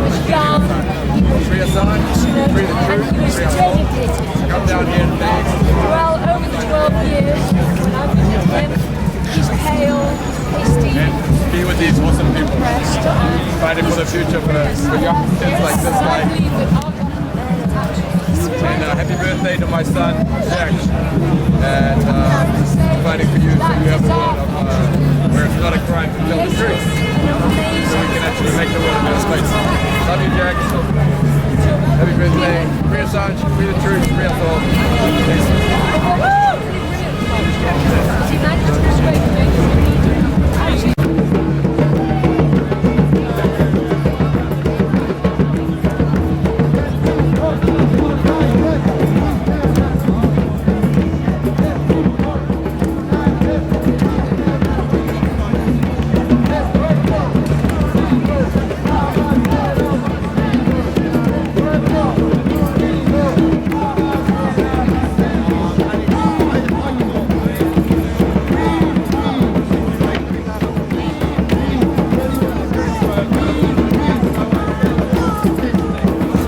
its artifacts, squander public funds, lie, cheat. It's no longer a court of justice, it's a mockery. And it's no longer a courtroom, it's a theatre. It's no longer a prison, it's a cage. And they are no longer authorities, they are torturers, gatekeepers and monsters on the wrong side of the steel bars. One day soon, may you take your father John, who fought so hard for you, on the Camino de Santiago, like you talked about, and meditate on every day to stay strong.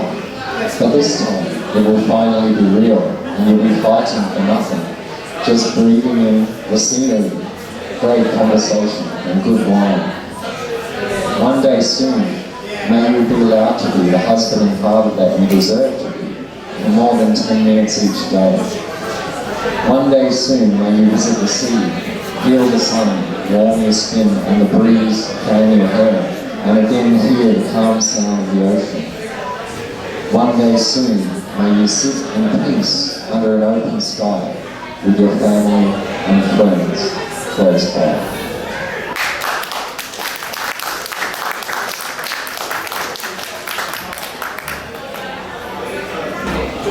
I lighten it up a little bit. That's a good one. How to confuse the fact checkers. This one went a bit viral when I shared it on Facebook, so I guess people kind of love it. Alright, how to confuse the fact checkers. Write in poetry, compose in prose, channel rimboard, summon Maria, invent new metaphors, concoct cool concepts, allude to images, combine words like a flair bartender combines liquor for a dragon's blood cocktail. Build rhythms that evade detection by robotic regiments so that they make no sense to those without sensibility. Write in code, design ciphers that break silences, use oxymorons that confuse morons. Examine your shadow without getting shadow done. Be smarter than their AI and more human. Stump them with flowery analogies, melt their minds with stupendous soliloquies. Thwart the throttling of thought and think while it's still legal. Speak from your heart, type the truth even if your laptop shakes and overheats, and thereby have a voice in this stifled age where truth-tellers like Julian Assange are in prison and journalism has become a crime.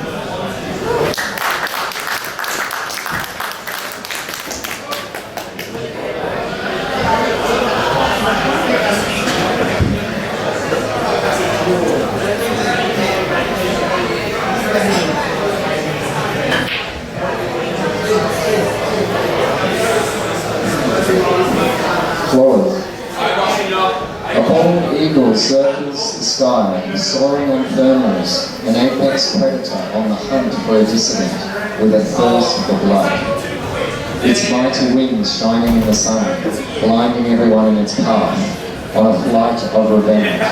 The Leviathan protects itself and never others. From this height, everything seems small and insignificant, even human lives.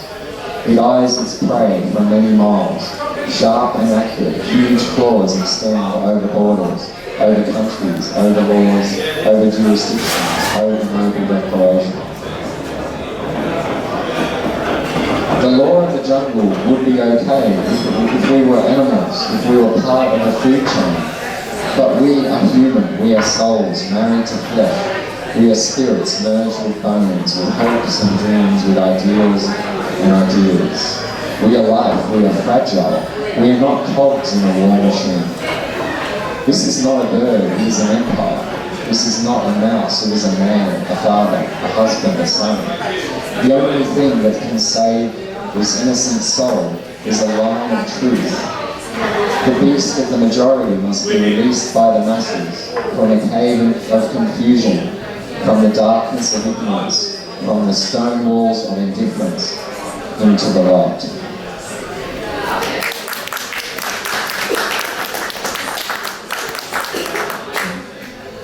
Clean. While a truth teller is kept in a clean version of hell, The criminals attempt to ungrease atrocities with gallant speeches, unsoil barbarities with pompous platitudes, sanitize felonies with self-importance, smooth over violations with slick-back hairdos and smart suits, clothed in the rhetoric of civility, hidden under a humanitarian guise, camouflaged by civilizing missions, obscured by a dense fog of freedom and democracy.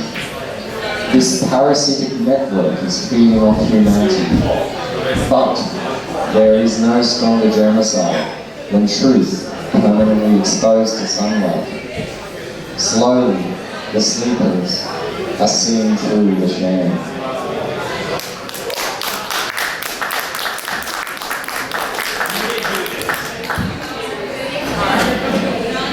This one needs a little explanation because it won't make sense much. One day I saw a post from Stella and she said a little story, a sad story that Gabriel, on the way to the prison, Gabriel had picked up a little flower growing on the ground and put it in his pocket to give to Dad. And then when they went through security, the security confiscated the flower. And that just struck me as just such awful behaviour, on a kid, right? So I wrote this. Daisies. A small boy clutches tiny white flowers, picked inside prison walls, thrust carefully into jean pockets. Yellow centres surrounded by petals of white, extending outwards like the sun. Many years ago, shortly after creating an ingenious technology to speed up the dissemination of truth and end wars, his father spoke of a son of truth, a guiding beacon for civilization. The small boy passes through prison gates, silent corridors, the frame of a metal detector, stern faces in uniform.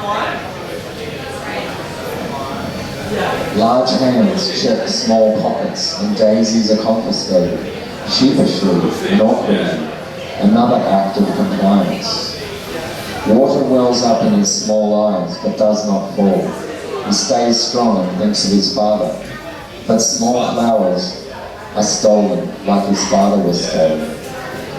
Where small flowers grew, there will one day be mighty oak trees, and future generations will take up the mantle. But we still have a chance to save them from this fate. We still have a chance to fix this so that they don't have to.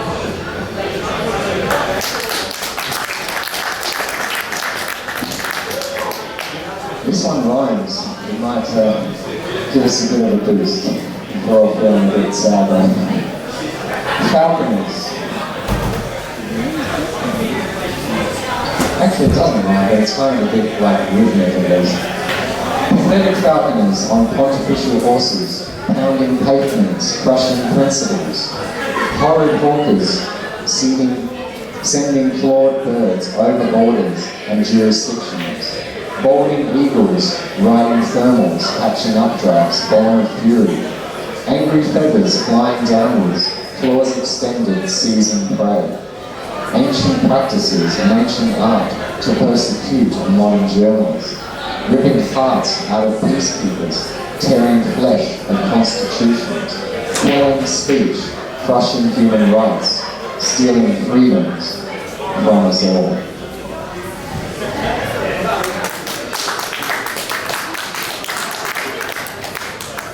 This one that rhymes, I'll find it later. Felled. He didn't fall like a leaf falls. In autumn, seesawing gently down to a forest floor. This mighty oak was felled against protest by an axis of axes. An intellectual giant who brought oxygen to a sky full of the smoke was cut down with a hack and a grunt, with the splitting of wood flesh, with cold, calculated, brutal blades. They threw his frame into their white and blue timber load and carted it off to rot in the compost of Belmarsh prison. They used the same methodology to spread democracy. demolish cities, flatten towns, raise communities, tear down families, like they did in Baghouz and Kunduz. And then from a canvas that is empty except for bloodstains, create capitalism from the rubble and do business from the burning embers. The axis of axes doesn't know how to nurture seedlings, plant a garden, or love the forest. They only know how to fell.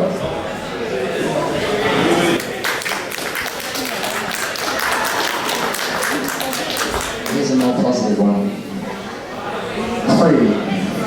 I saw Julian Assange walk through.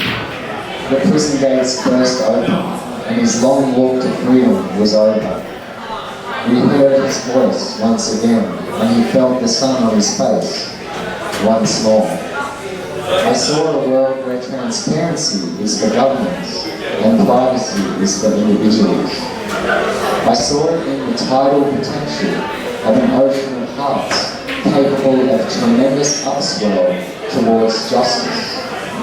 I saw it in my mind in a dream, and I hold fast to it like a tree holds to a cliff of history, and like Julian holds fast to his vision, his mission, his family, his mind.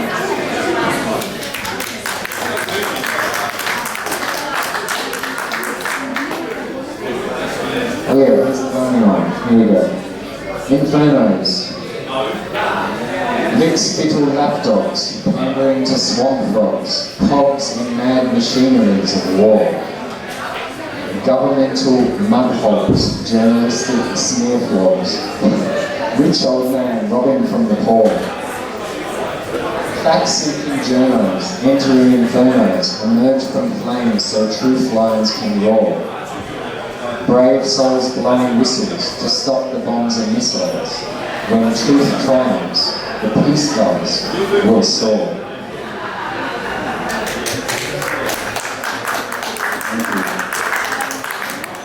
Like water.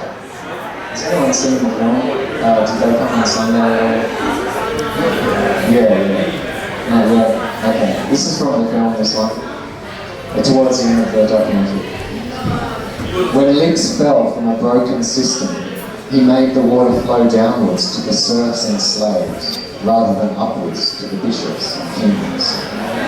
He channeled the leaks through a stream of innovation, along a river of diligence, to a lake of truth. The water on this lake was so clear and still, it became a mirror, bouncing light, bearing out facts, creating clarity, and reflecting the appearance of an empire and its ugliness. All those who visited the lake were shocked by what they saw in the water. The powerful don't like their true nature being revealed. They are trying to smash the mirror, dry up the leaks, and plug the source. But water cannot be destroyed. It just moves and transforms. Like water, information will always flow.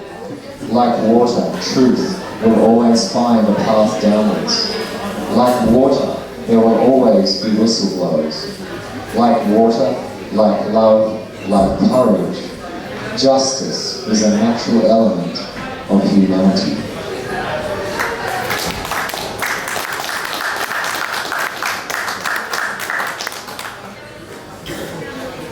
Might and right. They are trying to destroy a brilliant mind and crush a mighty heart. They are trying to break a huge spirit and dismantle a brave soul.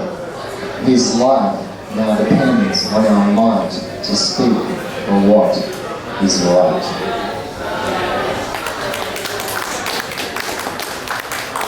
Here's another one that made it to the final part of the film. Most just watch. And this is read by Tom McGuire, so it sounds really awesome. Most just watch while a journalist, a man, is slowly tortured, distracted by cats and skateboards, unable to discern or unlearn what we didn't realise they were teaching us. Most just watch as he's strung up and scapegoated, as he's nailed by cross-angry rich old men and their MSN football team, who kick things when the whistle is blown.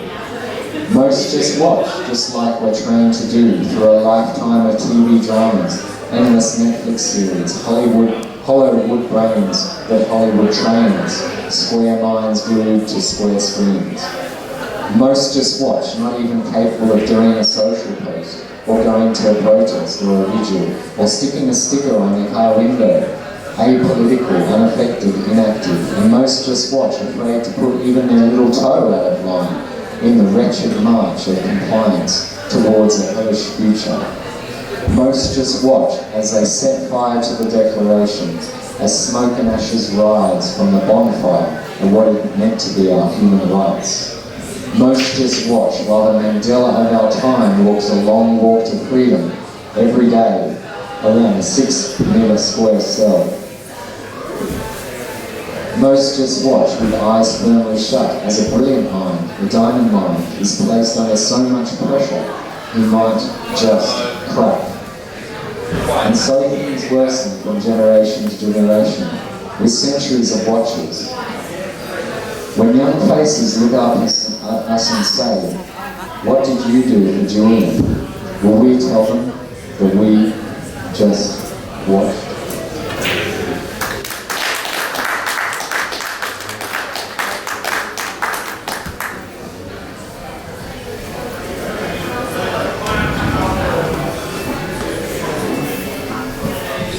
Moments of love, also in the film. They hide behind desks, camouflage behind platitudes, and cower behind deceit. These saboteurs of truth, these vandals of justice, these opponents of love. And that's why he constructed a book that can't be burnt, a library that won't be demolished, a record that can't be erased. All we need, all that he needs, with the rest of the world to find our way there.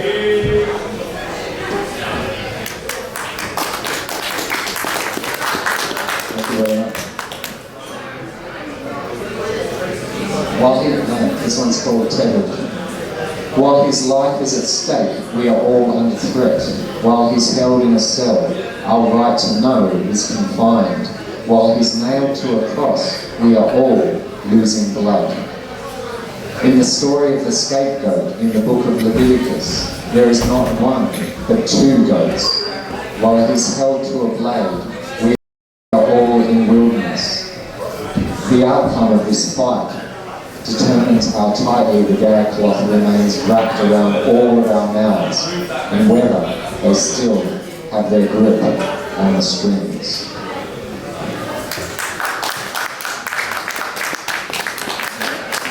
The outcome of this battle determines whether our children and their children wear muzzles, and whether innocent people continue to be collateral victims in wars for profit. This is a dogfight, and the bone being pulled is about who has control. This is a fight between might is right and right is might. This is a fight for our right to know. Humanity is tethered by a rope of greed to a chain of criminality, to an anchor dragging on the bottom of an ocean of lies. But there are some with the strength to cut the rope and set us free.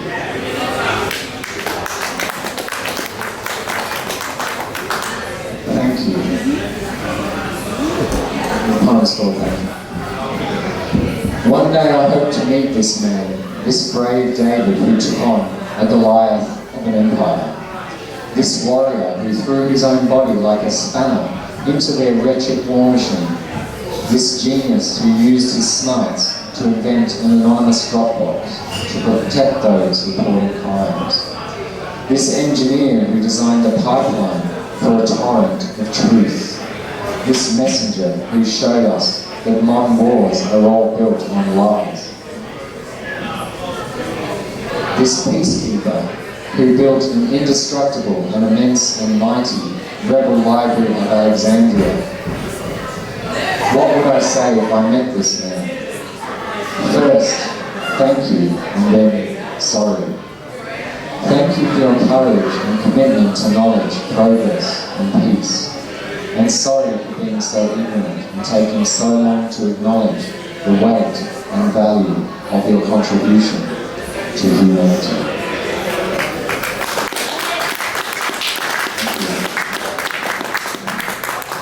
Just a few more and then I'll let you guys up.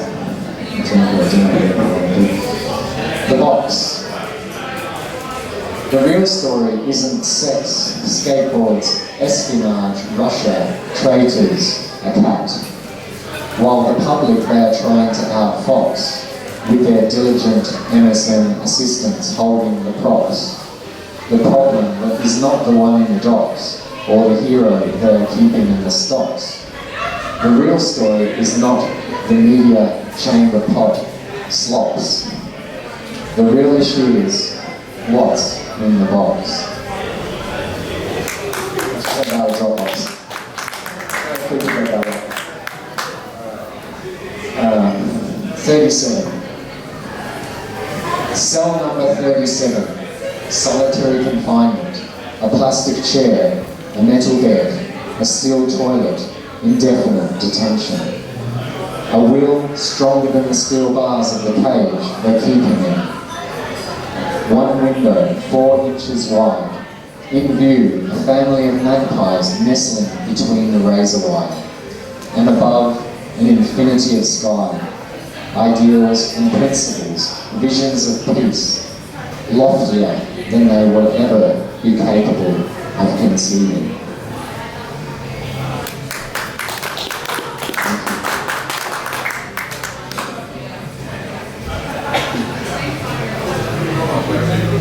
Understand.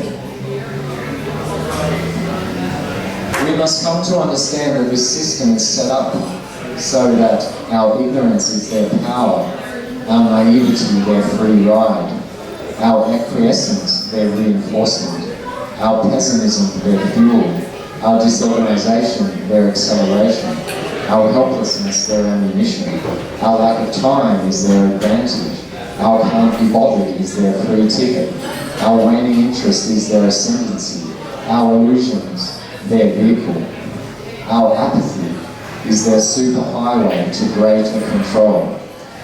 If we do not come to understand, we will continue to stand under.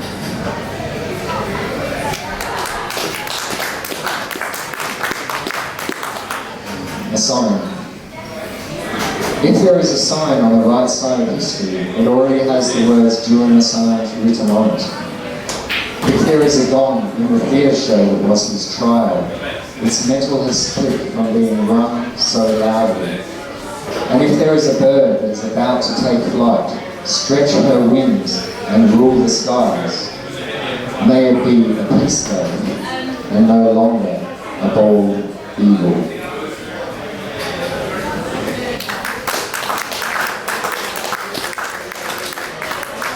That was in the film. This is also in the film. If what he exposed wasn't true, they wouldn't try to hide it.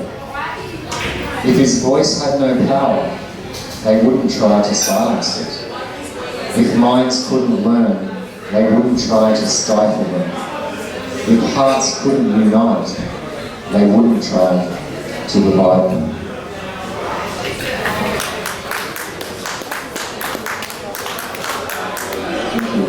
This is also in the film. I kind of put them at the back of the book all together.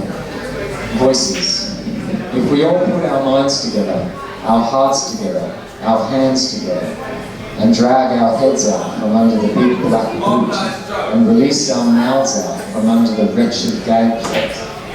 If we all rediscover that voice, that big voice, that once burst forth out of the womb of the universe into the world, took its first breath and cried out with the agony and ecstatic rapture of burgeoning life. If we unearth our divine voices that struggled and evolved over millennia and fought for our freedoms, if we remember that truth was never meant to be silenced. Yeah!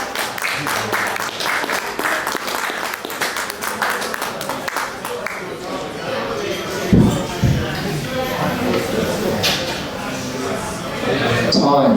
This is also in the documentary. Actually, all of these last ones are, so yeah. Time. The most precious thing we've stolen from this man is the grace to witness his offspring grow from babies to boys, and the look of joy on the face of his wife, the love of his life in all the small moments. The most priceless thing these robbers of rights have taken from him is not air, light, space, voice, mind. The most treasured thing that can't be reclaimed or recovered or won back is time.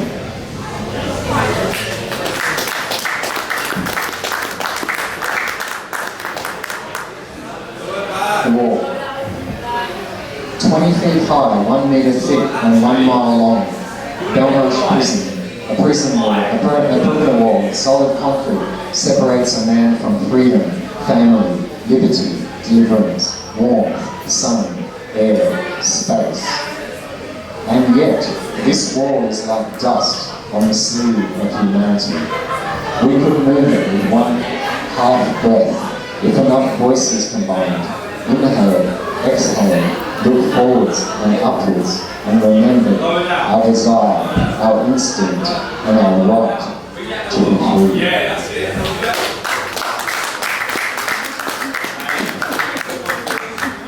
And this is the trust hall, which is where the title of the film comes from.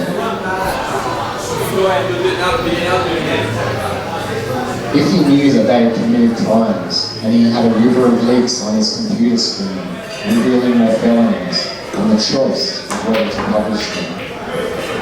If he knew that their empires run by dark three-letter orgs and CEOs in camo gear. If he knew that they would chase him to the ends of the earth. If he knew that they are rich, angry old men capable of hideous acrimony and vengefulness. If he knew that humans have an ability to realise that we've been deceived, to finally and critically and profoundly and devastatingly open our eyes. Then this is a trustful, an incredibly brave trustful, and we are the ones who are meant to be in the caption.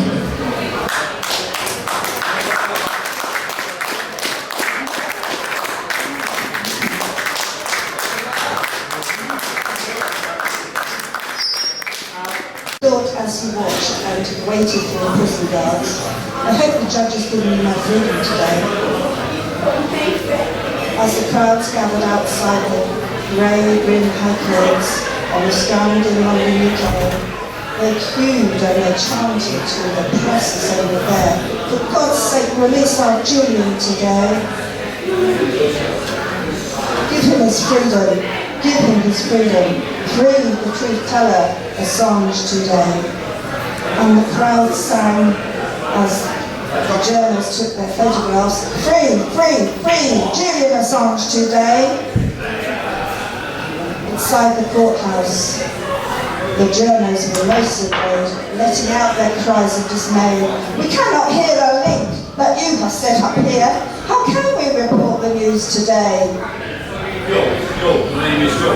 So the judge paused the court to get the video fixed up, but many said, fuck this farce, and left it away. How can Julian get justice when he's too ill to attend? Julian will not get his freedom today.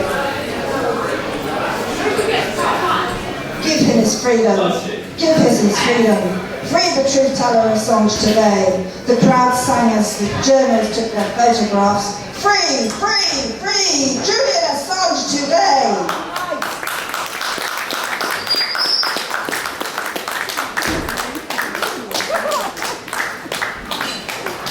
In the world where the truth counts. I'm going to do a couple of little poems for you guys. For Julian Assange, journalistic prisoner of conscience. When a 5-letter word becomes the victim of a 3-letter word. Truth, the 5-letter word. Lie, the 3-letter word. They expect us to serve and obey. Serve and obey, conform, consume, comply. Serve and obey, surrounded by all the collusion, blinded by a scientific complicity of a so-called pure reality, lied to, led astray, betrayed, slain voices lay in silence. Serve and obey, conform, consume, comply, surrender, worship legal tender. The owl watches the elephant guarding the wheel. Octopus makes a pick, spider spins a web, elephant remembers the owls come to steal. Serve and obey, chorus of voices sing from the dead. I wasn't born to serve and obey, no way, serve and obey.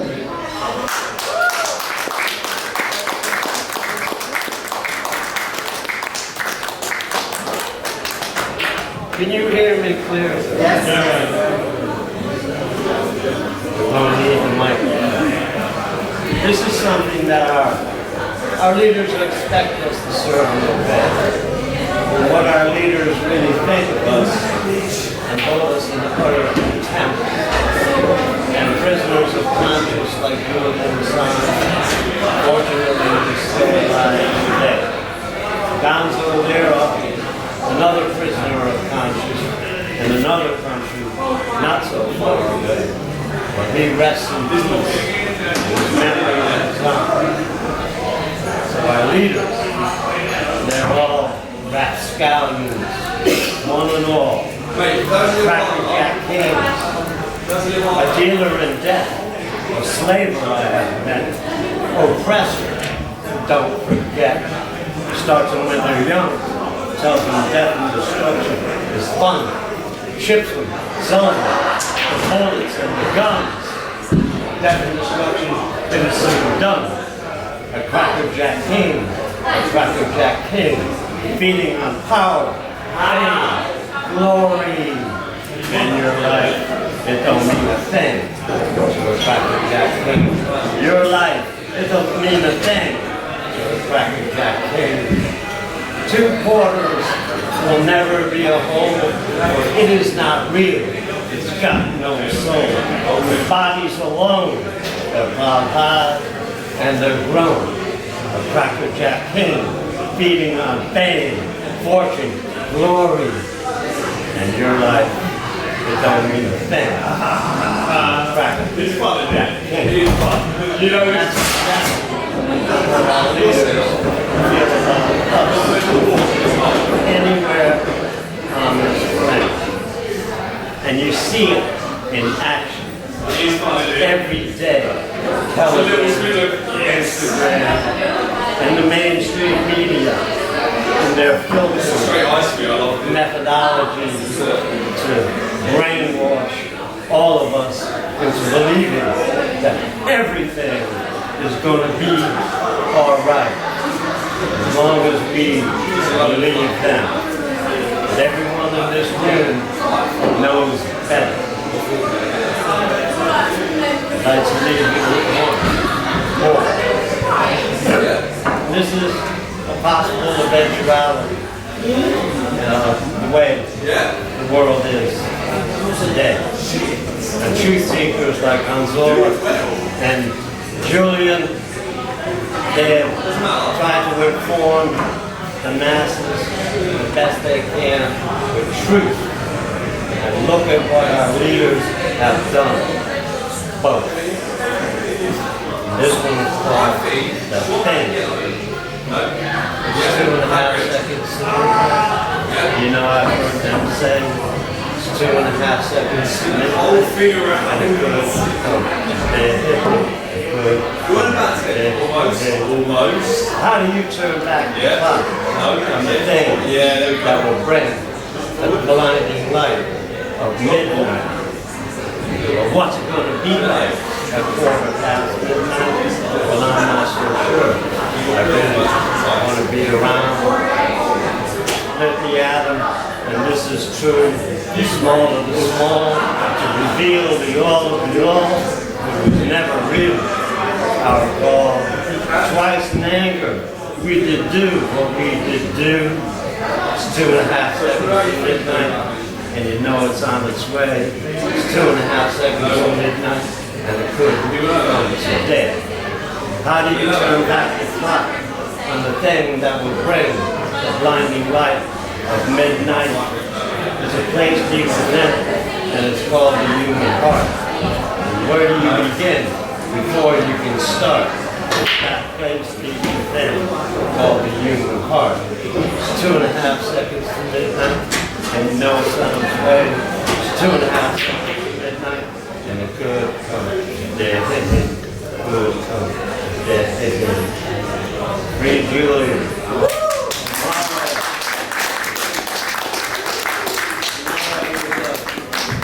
Monumental day. This is the hinge. The term would mean another word of a pivot, an indicator of where our leaders are going to bring us. Jeremy Johnson has any fucking conscience. He will provide his head. Patrick Ryan.